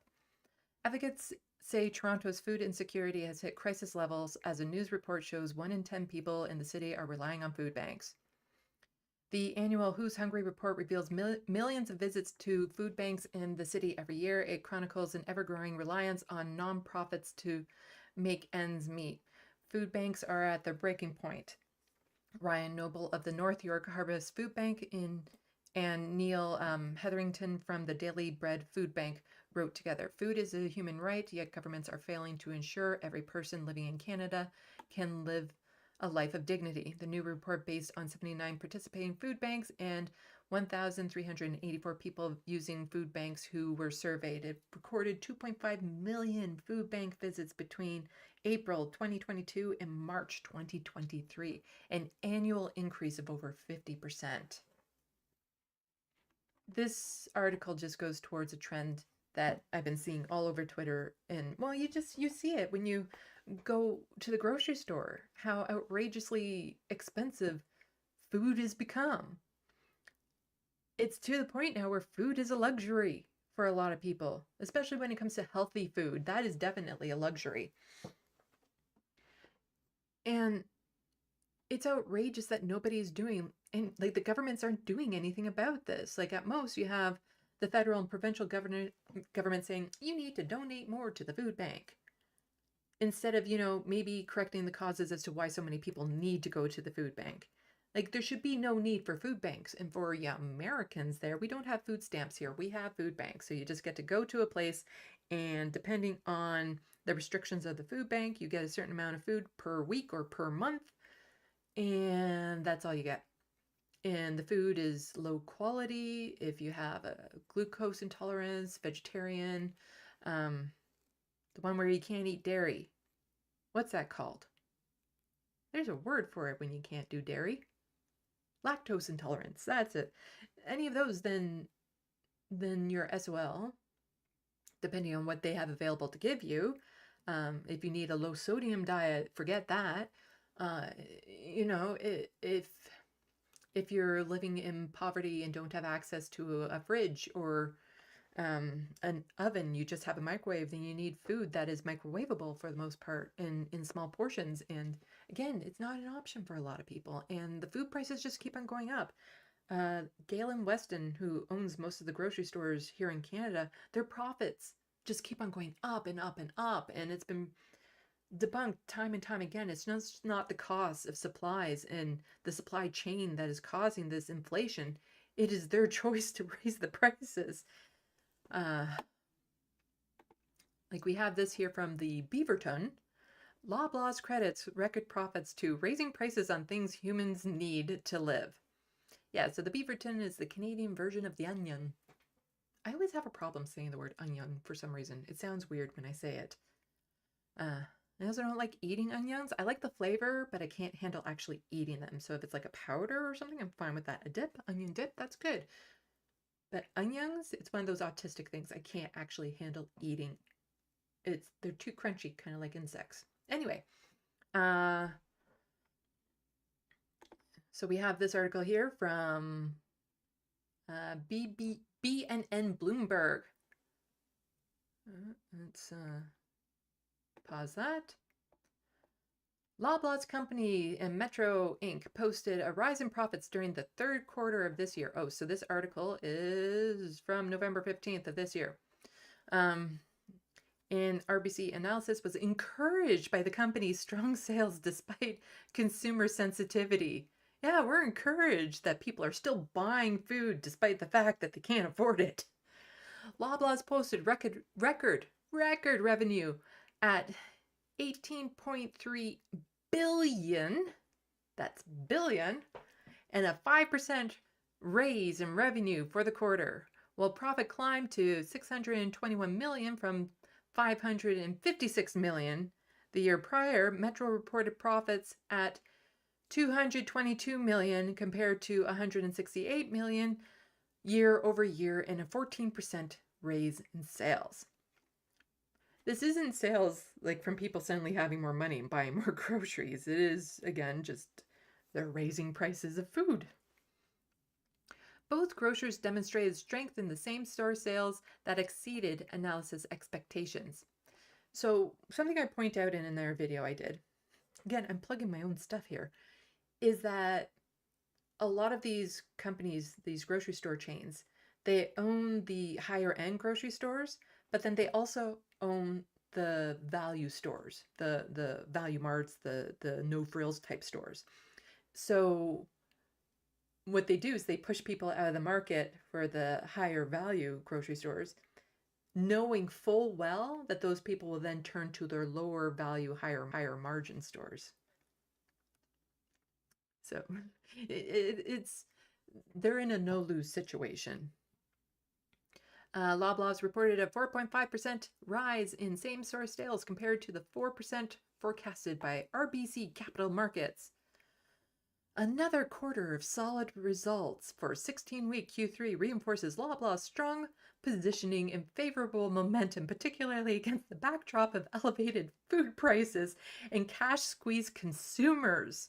Irene Nadel, analysis at RBC Dominion Securities, wrote in a note to clients on Wednesday.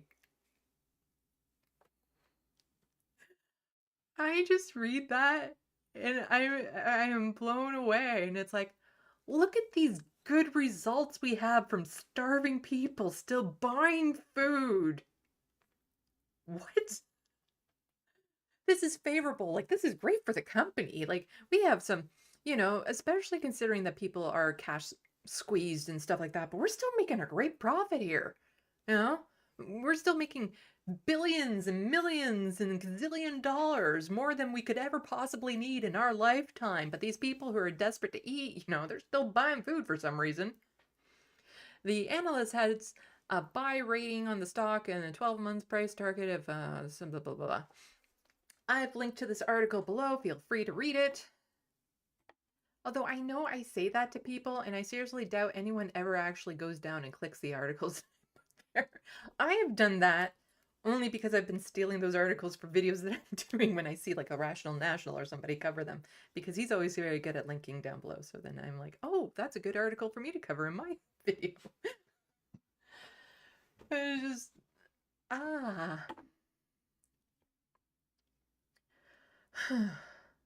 So those were the main stories. Now I want to get onto the majority report thing that I want to cover. That's a little bit fun. Well, there's my mentality. It's a little bit fun. I'm going to be putting up a content warning about talk of suicide. Let's have some fun with that.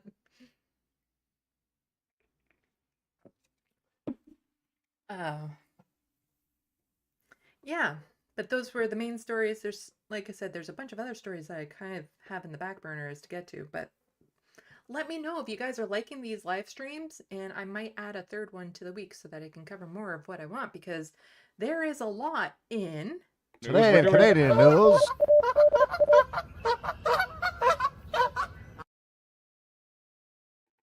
Yeah, when you start kind of getting under the covers of Canada, It sounded weird in so many ways. You find that there's a lot happening here and a lot of relevant stuff. Like, regardless of what country you live in, it's stuff that most people in Western capitalist societies can relate to, and it needs to be talked about. And the social issues don't listen to borders. So, you know, I feel like these are things that are worth talking about. And I'm hoping to cover things that aren't overdone, or at least point out a different perspective on issues and bring it to you in a way that isn't quite as painful as reality. So before we get into the majority report, let's check chat.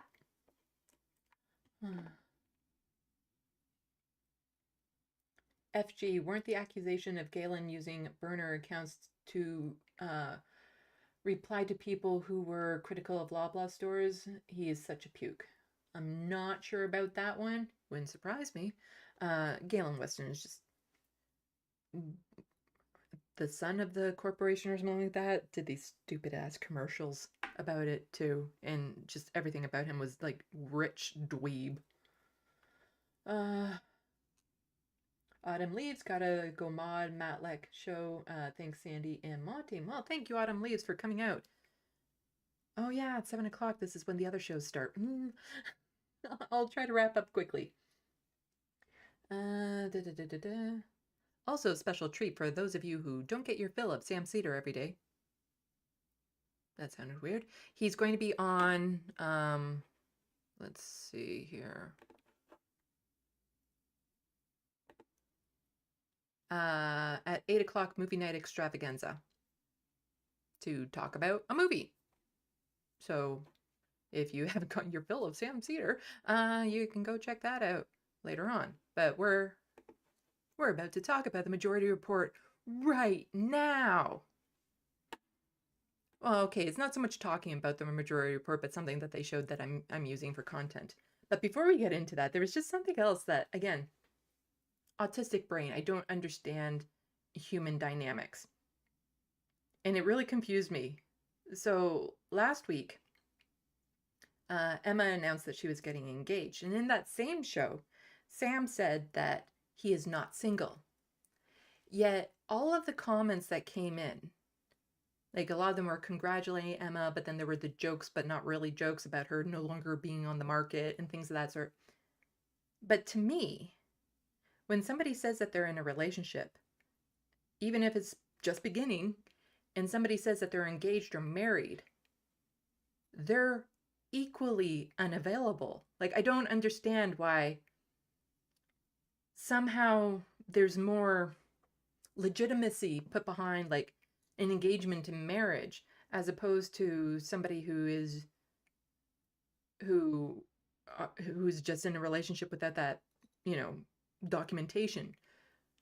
I've never understood that because I see it so much on TV, like with the Bridezillas and all this sort of stuff. And it's like, we're going to get married and now we're committed to each other. And it's like, why do you have to go through the process of spending thousands of dollars for a ceremony just to commit to each other? Like, I really do not understand weddings. Like, this is something, I have no religious reason to want to get married. And I don't understand the social reason, because if I'm with somebody, like, I also don't necessarily believe relationships need to last forever. If I'm with somebody and, you know, we're together, I'm going to try to work things out if I feel like it's a relationship worth having. I don't need to be married to them, because I find too, marriages usually then make people feel like they're less likely able to break it off, that somehow they're wrong for doing it. Where again, maybe it's just the polyamory in me as well. I can see relationships just having their natural process. Like, people change over their lifetime. And so when you get married, you know, 5-10 years down the road, you and the other person might be completely different people. And those people might not be compatible. And it's not nothing that's necessarily wrong. It's just nature. And so why force them through pressure of marriage and what that stands for to stay together when they're probably more compatible people for who they've become out there. Like some people are lucky enough that the people they change into are still compatible when they grow older together. But I've never understood like the congratulations, oh, you're getting married. Now this means it's a real relationship. Like I don't get that at all. Which is probably good that I'm never going to get married. Because I would get so annoyed with people saying that to me. Because, yeah, if somebody is in a non-monogamous relationship, no matter how long they've been in it, they're just as unavailable, in my mind, as somebody who is married. Not that being married means that you're committed to each other, because there's lots of affairs that happen and stuff. And I've seen so many people spend thousands of dollars on weddings only to 5 to 10 years later get a divorce. And all I'm thinking is like that poster-sized picture they had over their couch of them cutting the cake. Who's taking that? Something that probably cost them $500.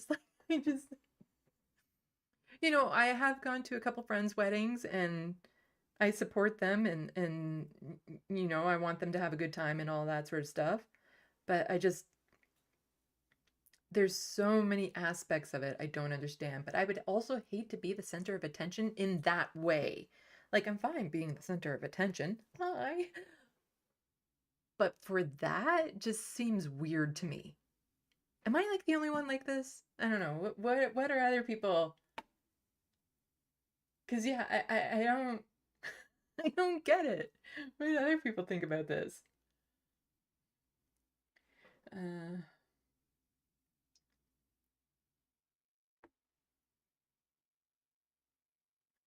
Dark Witch, you mean dating? They also sometimes discount the legitimacy of common law spouses.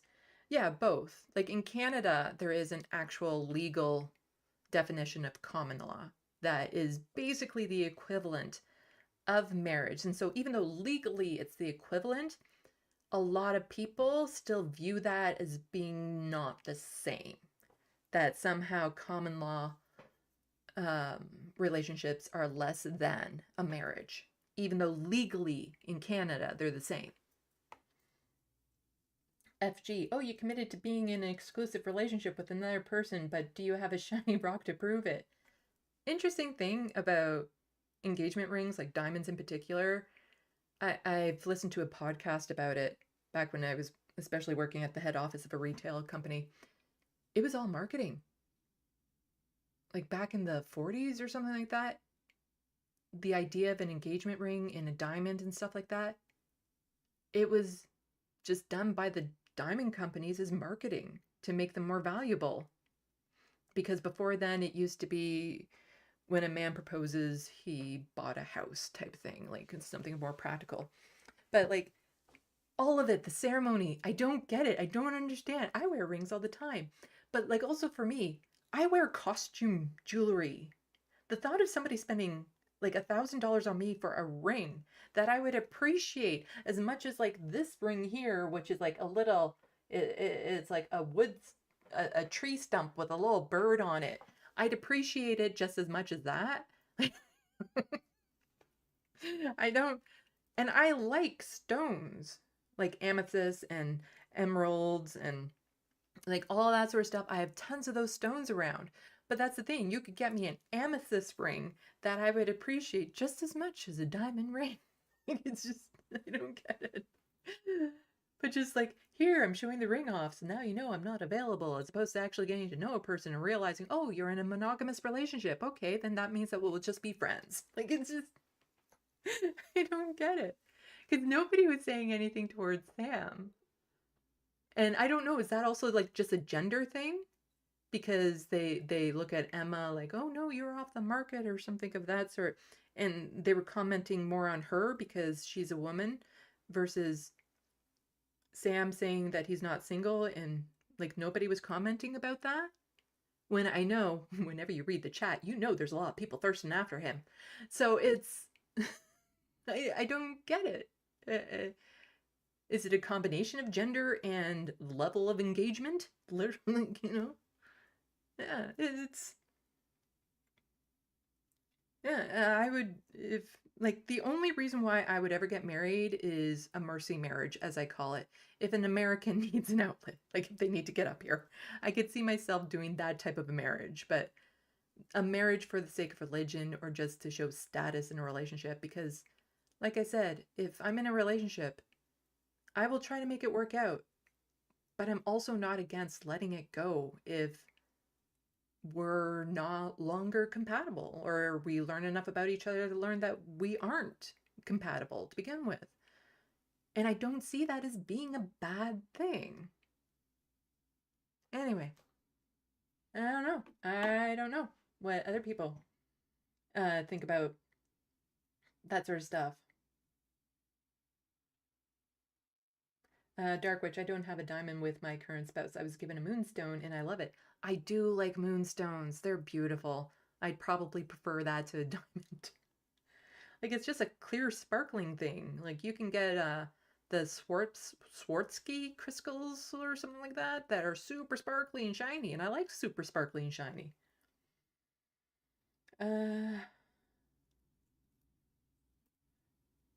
Grand Theft Autobot, I agree to an extent. I guess putting a ring on it makes it somehow real. Yeah.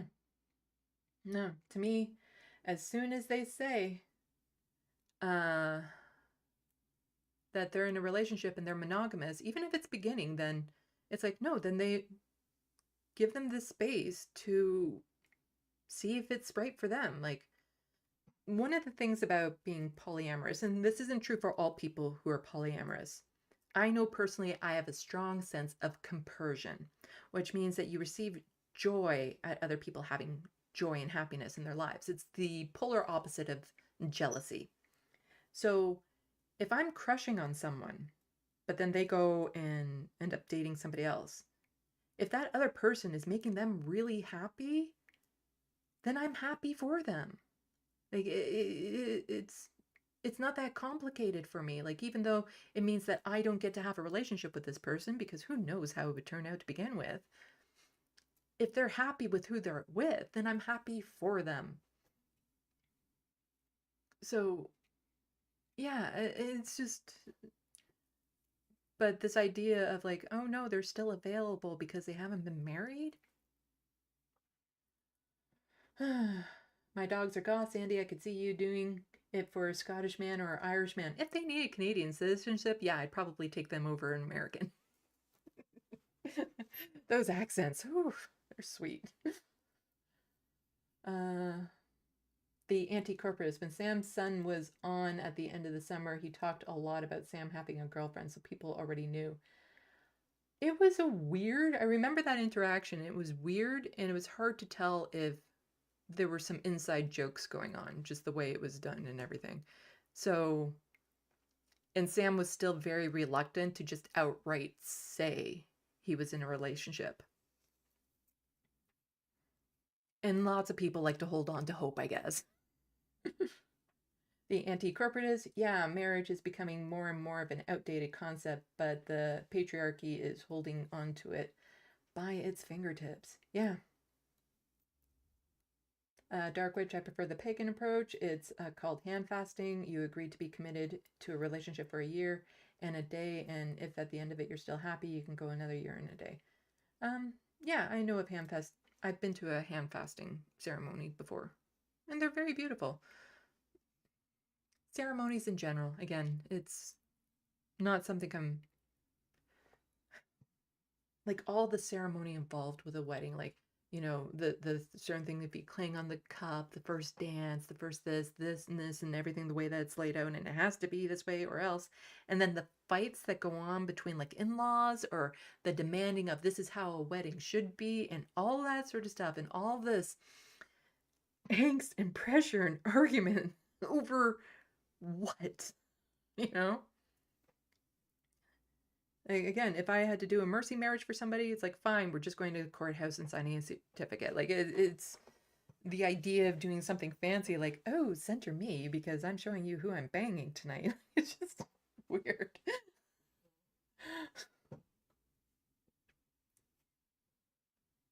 My dogs are goth. Ha ha ha, I knew it. New what? Oh well.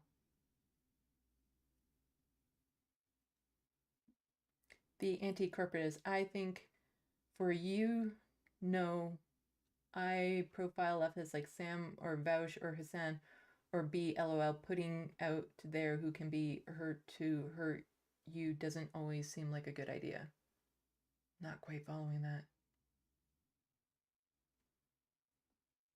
Sam. Not sure I understand that. Oh,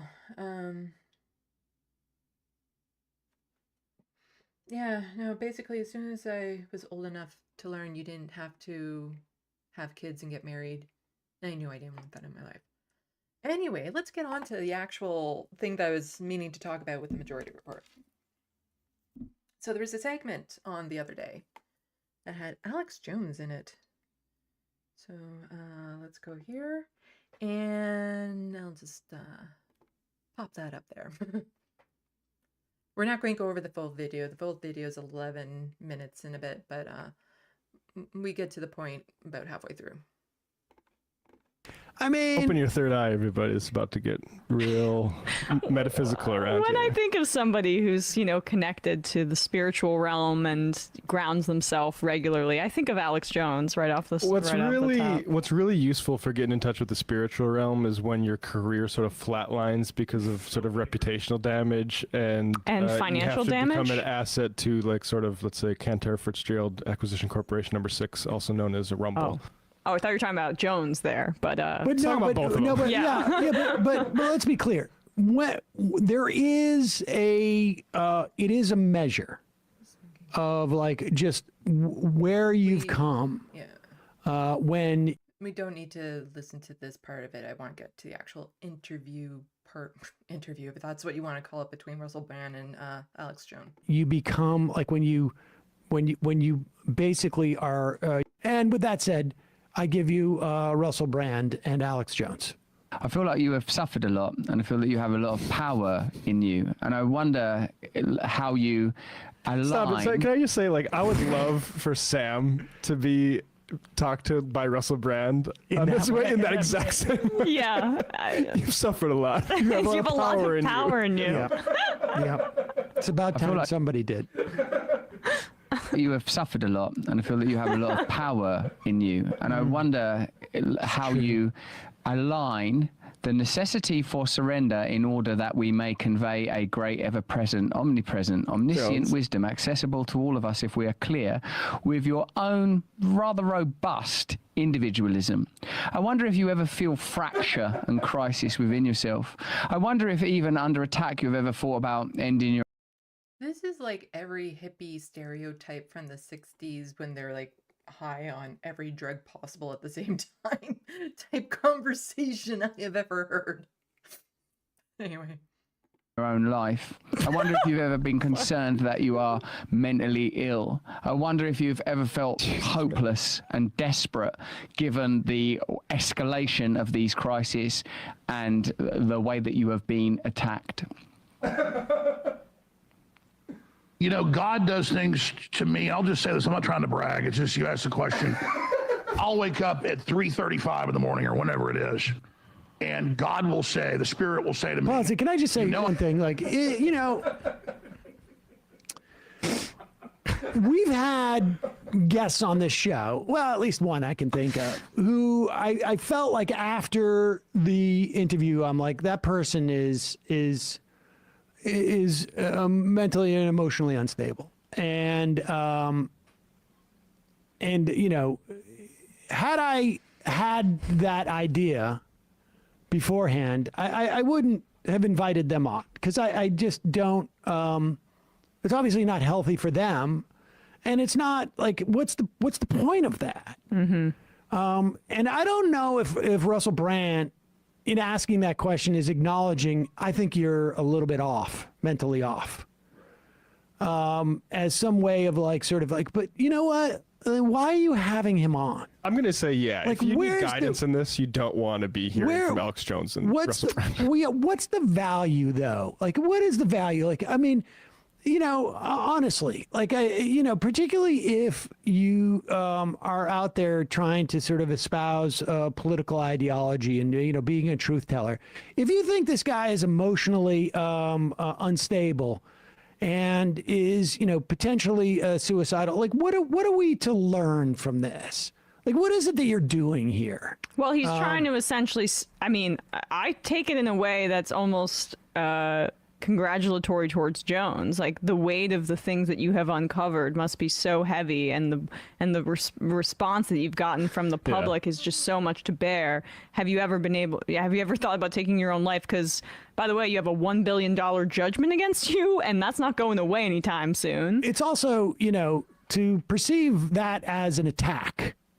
Right. It'll be really like, when you're found liable for lying about something like that and ruining the lives of people, it's a little bit weird to perceive that as an attack. But they're loose colleagues at this point, right? Because That's Alex it. Jones is doing regular appearances on Crowder's program on Rumble. They're part of the same state. Okay, that was basically the part of the video I wanted to get onto. So one thing that they should like, the idea of Russell Brand just outright asking Alex Jones, like, hey, are you suicidal? Are you balanced right now? Never do that to somebody who isn't there specifically to talk about that. Like, if that is just out of the blue conversation, like, he wasn't on there to talk about mental health, that is not something you do to somebody you suspect might have those mental health issues. But Sam's response in particular to this really got me wondering, have I like shot myself in the foot from networking with other lefty content creators? Because I talk about my mental health a lot. I made a video not that long ago where I was talking about my suicidal feelings. I am not mentally stable right now. I look it. I'm a little bit better than I was over the weekend, but I know it's about to get worse due to an anniversary of something coming up. So part of the reason why I talk so openly about it is I'm autistic and we overshare. But also, I feel it's important to talk about this sort of thing, because there isn't a day that goes by where I don't think about how much I want to die. And I'm not the only person like this. And so your options are, you can talk about it and then lose out on opportunities because people view you as being unstable and damaged, or you don't talk about it and you never realize that you're not alone with it. But there was like one point that was very important that Sam also made, like, what is the purpose? What are you doing?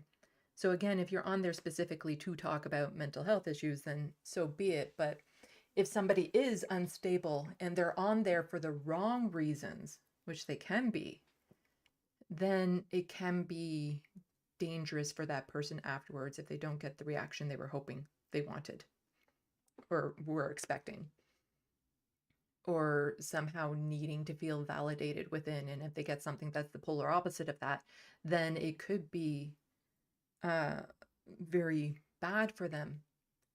But something I try to teach people when it comes to suicidality and stuff like that is it's never one thing that causes people to go over the edge. But a lot of people are afraid of being the last thing. And so a lot of people distance themselves from me, especially when I'm in my lower moods, because they don't want to feel responsible. They don't want to be the person who accidentally says something wrong and then later off I don't make it. But the thing is it wasn't that one thing. It never is that one thing. It's a buildup of so many other things. And the fact that you're that close to suicide to begin with means there's a whole lot of other stuff going wrong already, and you're already primed in that position. And it makes me wonder if this is part of the reason why I have so much problems networking, is if people look at me as being unstable. Like, I don't know about the Majority Report. I'm not saying anything about them. Like, yeah, sure, I'd love to go on the show, but for what? Like, that's the thing, for what? I'm not an expert in anything, so to go on for an interview, why? Like, what would I be talking about? Why would they be bringing me on? Like, the most I could imagine is maybe a Thursday when they need somebody who isn't a male to help balance things out. But even then, there's lots of things that go on behind the scenes. Like, they have to really know who I am, which they don't. They have to, the compatibility issues and all this other stuff. Like, even when I was working at Rebel HQ and I asked directly to go on to the other shows, there were so many other factors that I'm not aware of that went into it where I was denied that opportunity. And even for my show, when I invite people on, I want it to be for a specific reason. Like, yeah, sure, I'd love to have Lance from the Surf to come on to my show. For what exactly? Like, yeah, I'd love, he's great, but I don't know. I don't have something that I specifically want to talk to him about. Whereas Mike from the Humanist Report, I've invited on once. I don't even know if he saw that Twitter DM, but there is actually something very specific I want to talk to him about. I want Sam back on my show because there is something very specific I want to talk to him about. I would love to have Emma on my show. I'm not entirely sure what I would talk to her about. Like, there's all those things that kind of come into play. But I do worry that by being so open, by trying to help other people understand their depression, their suicidal thoughts, that it's caused people to be a little bit more distant to me. That like, I know after having my YouTube channel, the thought of me getting a regular job, if they Google my name and watch any of my videos, not going to happen. And a lot of that has to do with just my politics in general and you know, my anti-capitalist stance.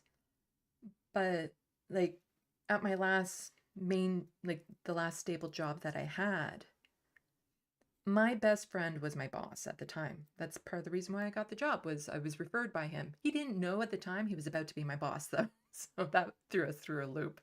And we had lots of jokes about that. And he was vaguely aware of my mental health. He didn't know how bad it was, but he was slightly aware. And he was amazing to me, and he helped me through a lot of stuff, and he learned my depression with me. And at some point, we felt it was best to eventually go up to, you know, the manager of the department and disclose that there are certain needs that I have, because this is a risk that if I don't show up to work one day, it might be because I'm no longer of this world. And it's hard to develop relationships with people when you're in this mind frame, but at the same time, I don't think this is going away. The things that I would need to happen in my life for me to not be in this state, I don't know if they're achievable. And then even if they were achieved, I don't know if it's just something in my head is fundamentally wired wrong for me to think this way. Because my last big attempt, I was more or less stable. I was in a relationship. I had the job. You know, I was out of debt. I had extra spending cash. I had a home. I had friend circles. And yet during that time is when I nearly died from my own hand. So the thing is that it might always be a risk. So does that mean I don't get the same opportunities as other people because I live with this? Is this a disability that people don't see past? Because this is the same for any work environment. They don't want to hire people that might end up killing themselves. But you hire people with a history of cancer in their family or heart conditions, or, I've heard of people who just start a relationship and then they get a cancer diagnosis, and their partner to be is so supportive and wants to be there for them and help them through it. But if you're just starting a relationship and then you acknowledge you have mental health issues, that's the end of the relationship. That's another reason why I'm so open with my mental health issues, is that I don't want to have to disclose it after I've become attached to someone, because I know then that most likely it would be the end of that relationship. So if somebody goes into it knowing ahead of time that I have these issues, and they might not know if they're capable of handling them or working with me with them, but at least they're aware of it.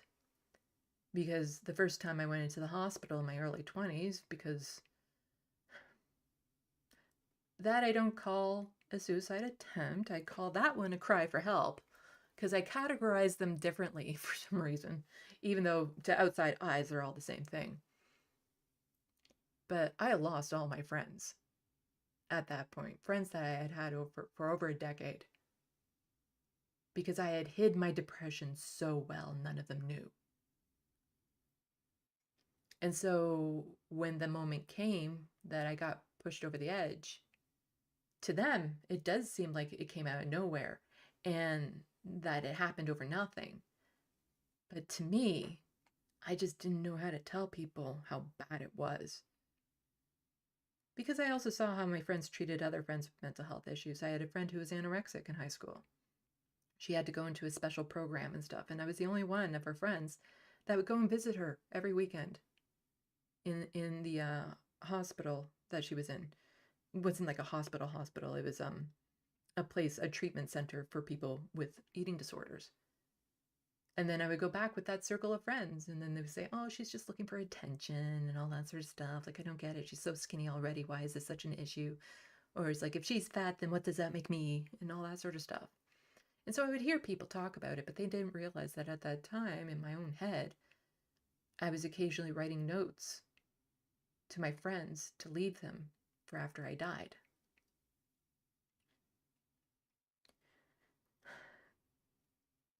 So it is one of those things, like, I don't know. I know I am horrible at networking, but is this part of the issue? That if you want to be able to talk openly and honestly about your depression and your suicidal thoughts in the hopes of helping others, does that come at the cost of being successful with your channel or with friends or being out there with other people?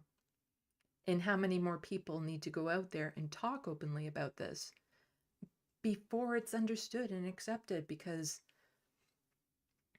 there are different types of stresses, and some stresses I thrive under that would break a lot of people. Like if I'm on leftist shows and I start doing the circuit and I feel like I'm making a difference and I'm getting heard and all that sort of stuff, what that does is, like, if I'm getting the message out there and changing people's minds, then that fuels me. That makes me feel better. That's my goal, is I want to make a difference.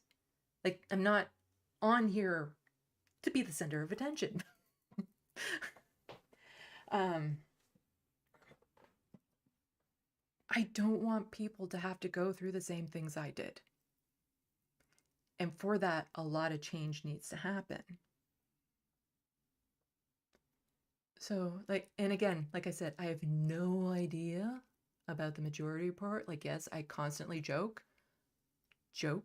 more or less, about wanting to go on or doing like a version of the majority report, but Canadian. I want to say like the majority report now with CanCon, but I don't know if legally you'd be allowed to say that unless it is actually CanCon certified. Because yeah, my ultimate goal for my channel, well, it wouldn't actually be for my channel because I'd have to set, my ultimate goal is to have like a Majority Report style show, but Canadian. So Canadian interviews and experts and activists, and then news stories like the ones that I've been covering in the fun half. I wouldn't be able to host it on my channel though for logistic reasons, but that is something I would very much like to do. And having that, being on camera, even though there's the stress of having to deal with the toxic news and all that sort of stuff, but being able to get that message out there builds me up in ways that a lot of other people can't handle it. I can handle watching the horrible news every day because I compartmentalize so well. And I know it's because it's bigger than me. It's bigger than, you know, my thoughts and my feelings as to the change that I want to make. And because of that, I can push through a lot.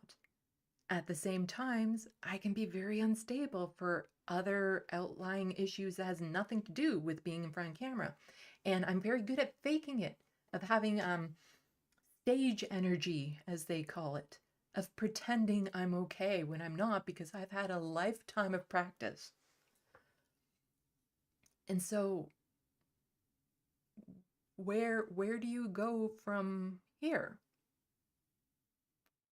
Because I can understand people like Sam and Emma who have a great deal of compassion and empathy, that if they were to have somebody, a guest on their show, an interview or something like that, and that person then shortly after ended up ending their own life, I would imagine it would tear them up.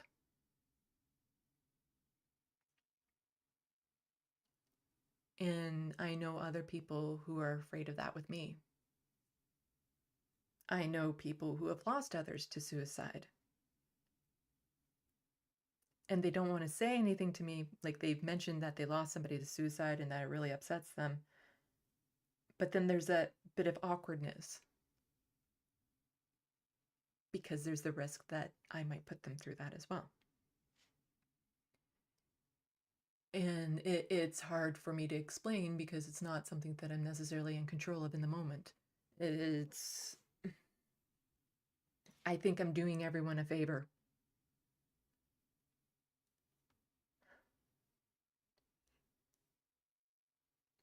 So how do you network when you're this open about your mental health issues? Because I do see the change in people when I tell them about it. Before when I'm fine and acting normal, they treat me one way, but then as soon as they find out I have these mental health issues, you can see the change in them, like they're worried that I'm about to go off at any moment. But you don't live this long with suicidal ideation without being able to handle stress. Because the stress of having that thought in the back of your head every day, the stress, the strength it takes to wake up day after day in a life you hate, in a life that's causing you pain, so much pain, and you have no idea how you're going to get through it, and you have no idea if you're going to get through it, and how you want nothing more than for it to end. But then you wake up and you find a way to get through it day after day after day. Requires a type of strength a lot of people don't understand. And it's easier for me to fight for others than it is for myself, like it is with a lot of people. And when I'm making these videos, I'm fighting for all of you. I'm trying to get that message out there. Because like I said, I don't want other people to have to go through this. I want the mental health care in this country. I want people to understand it better so you don't have to be hidden. I want people to be able to freely talk about it so that they can start to understand some of their inner feelings. Am I stable right now? Sure. I don't know what tomorrow brings. And a lot of the times when I say I'm fine, I really do mean I'm fine. But it's hard for people to trust me when they know a lot of what's going on.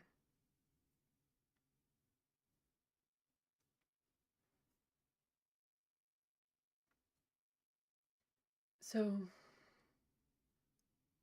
that's what that segment brought out in me, and it's a part that I feel like isn't addressed enough.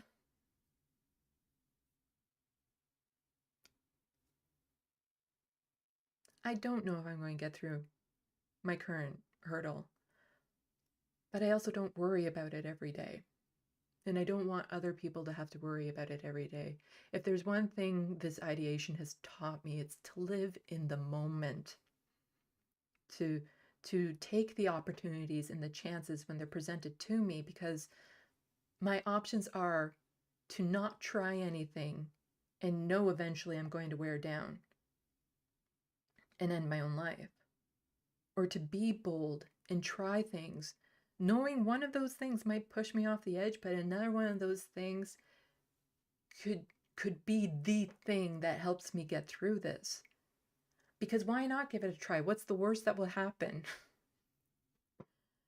You know, it makes me more willing to take on different challenges when I know I always have that out in the background. So why not go for it? Why not test my boundaries? Why not see what I am capable of? And sometimes I surprise myself. Never thought I'd be on Rebel HQ. I'd like to think I did a good job on it, even though at times during it, I was very unstable. But you wouldn't know that looking at my videos.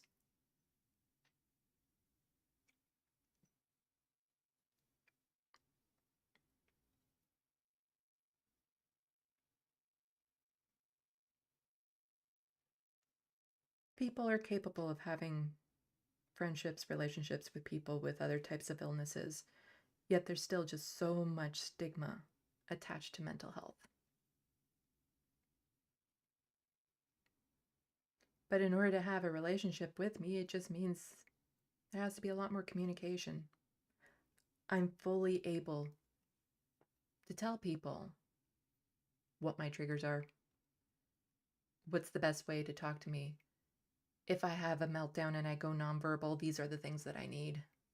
And I do that when I'm in a very stable mood, so that when the time comes, they know the best way to handle me. It's kind of like mental health first aid. There's actually courses for that. I took one once. It was weird. But to me, that's no different than somebody saying, if I have a seizure, these are the things that you would need to do if you're near me. You know, make sure I'm on my side, make sure I don't swallow my tongue, make sure I don't bang my head. And then afterwards, I might need this and this and this from you. Or somebody who says, if I'm having an asthma attack, this is what I need. So if I were to say, if I'm having a panic attack, this is what I need. Why is that any different?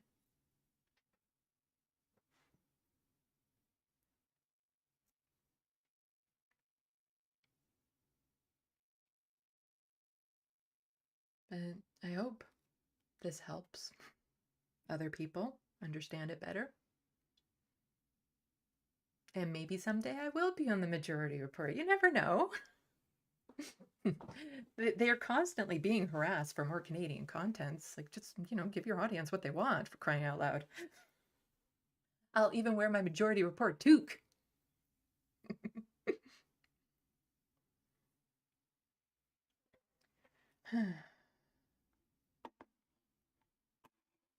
Yeah, so I hope that made sense. It is one of those things that I don't know how much is oversharing when it comes to this sort of thing.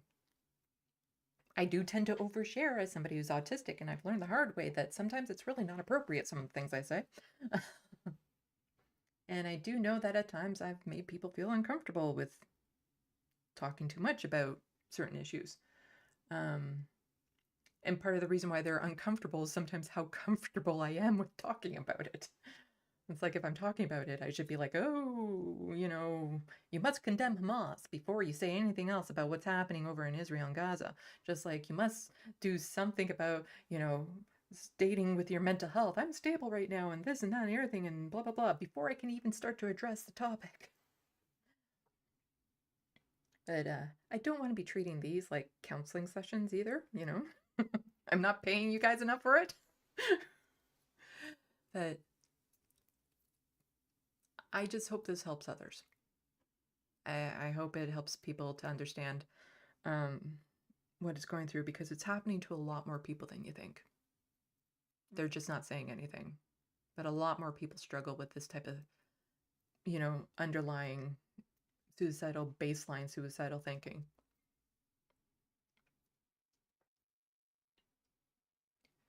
So, yeah, I'll check chat.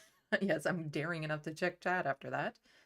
And then we'll unwind with something very pleasant. And then I'll be very quick, because for those of you who haven't had your fill of Sam Cedar, it starts in 10 minutes, that movie night extravaganza. Bill, I don't really talk to people about it, except my therapist helps me keep it compartmentalized. Yeah, you don't have to talk to everyone about it. You can pick and choose, and you have different relationships and different dynamics with different people. Bad Lefty, thank you, Sandy. You are speaking for more of us than you know. Well, thank you, Bad Lefty. And you weren't here on my last stream. I finished my drawing of my cat. You were wondering how long it took me. I added it up, 32 hours, and we're about to see the end result.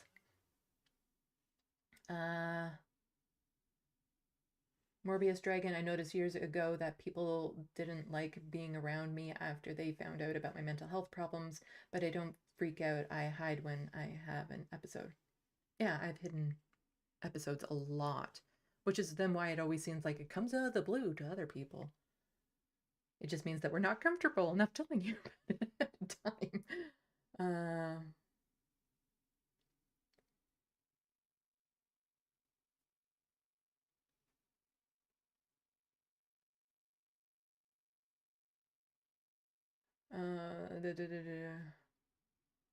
The Baker's Dozen's cat, when I'm off my meds, I'm seriously suicidal. I'm a wreck without my meds. Yeah, some things that people need to be aware of is medication can be helpful. But another thing that can set people who menstruate off in the worst way is PMS. When I go back through my life, not every time do I go through PMS do I become suicidal, but every time I've been suicidal is during PMS. Because I always consciously remember right afterwards, it's like, I just started my reg after the episode. That is an actual issue.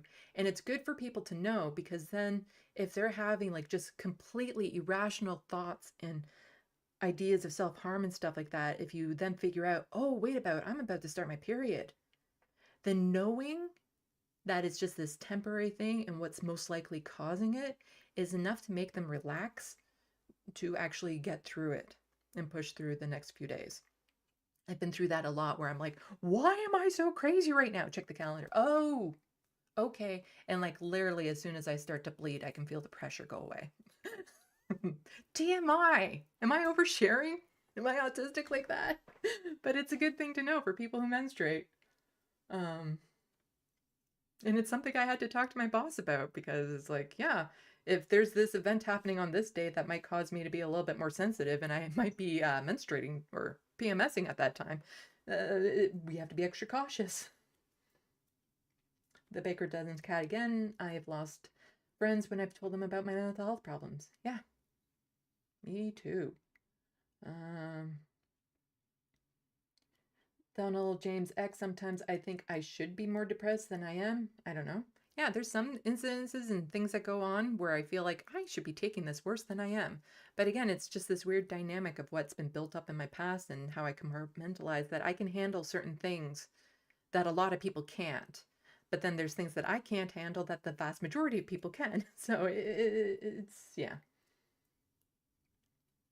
Oh, Sam is going to be there. Yes, he's on Movie Night Extravaganza. So let's get to the very nice thing, the very, very nice thing, the nice treat that I have for all of you.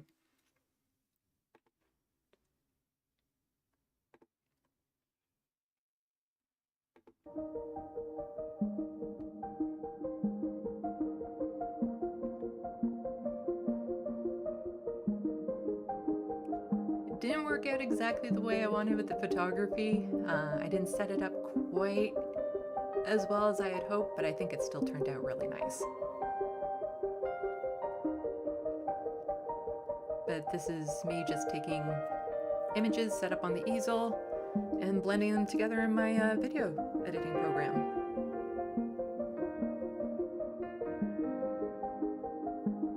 And then using some of the YouTube music that I get.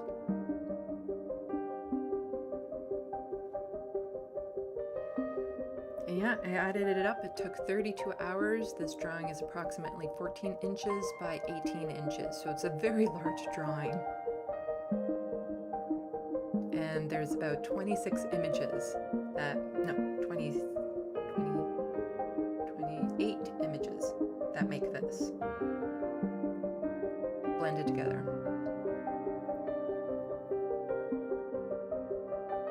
And there I had to add this side there because it's like, oh.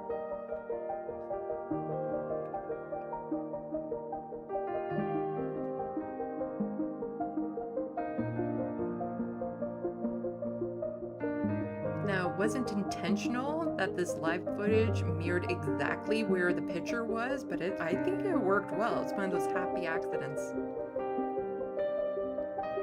But this can give you a little bit of a better idea of how large this drawing is, because that board it's on, it's like the size of a Bristol board. Just zooming in close so people can see the wonderful detail. And the part that I enjoyed the most was the detail where I didn't have a reference photo and I was just kind of going from my head. It was very relaxing to just do that level of detail. And that is a tulip because her name, and it says always in my heart.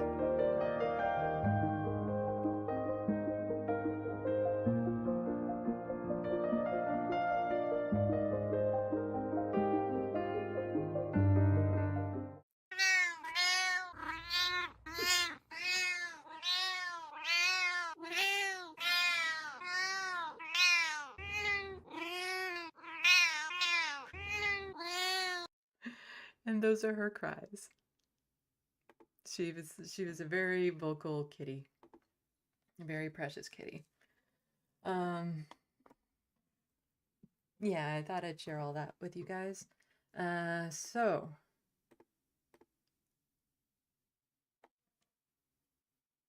please, everyone, come join me as I go watch the movie night extravaganza with Sam and everyone else, because I always just like hearing him talk. Anyway, don't forget to hit the buttons. There's buttons like, share, and all that sort of stuff. Subscribe if you haven't already. You can support my content by becoming a patron or purchasing something off my wish list. Every little bit helps, and thank you so much to the people who have already done that. It means the world to me for that support. The links are in the description box below. You can follow me on these social medias. That's the Patreon linked below. You can also check out my art. This image isn't on my website yet, but it will be there soon. You can see that video again on my YouTube channel. I'm also going to be uploading it to TikTok and Instagram.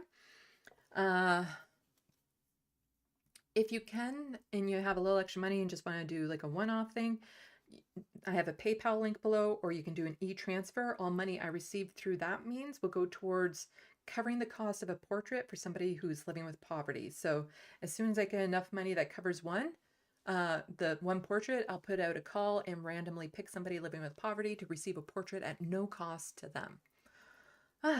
So I think that's it. Thank you to all the mods. I appreciate you guys. Thank you to everyone who came out. I appreciate all of you. And I made this like 8 hours long. Okay. Oh, not 8 o'clock. 3 hours long. I math. Anyway. Salut, à la prochaine. Thank you for watching and stay tuned. I'm Sandy, wishing your tomorrow is better than your today.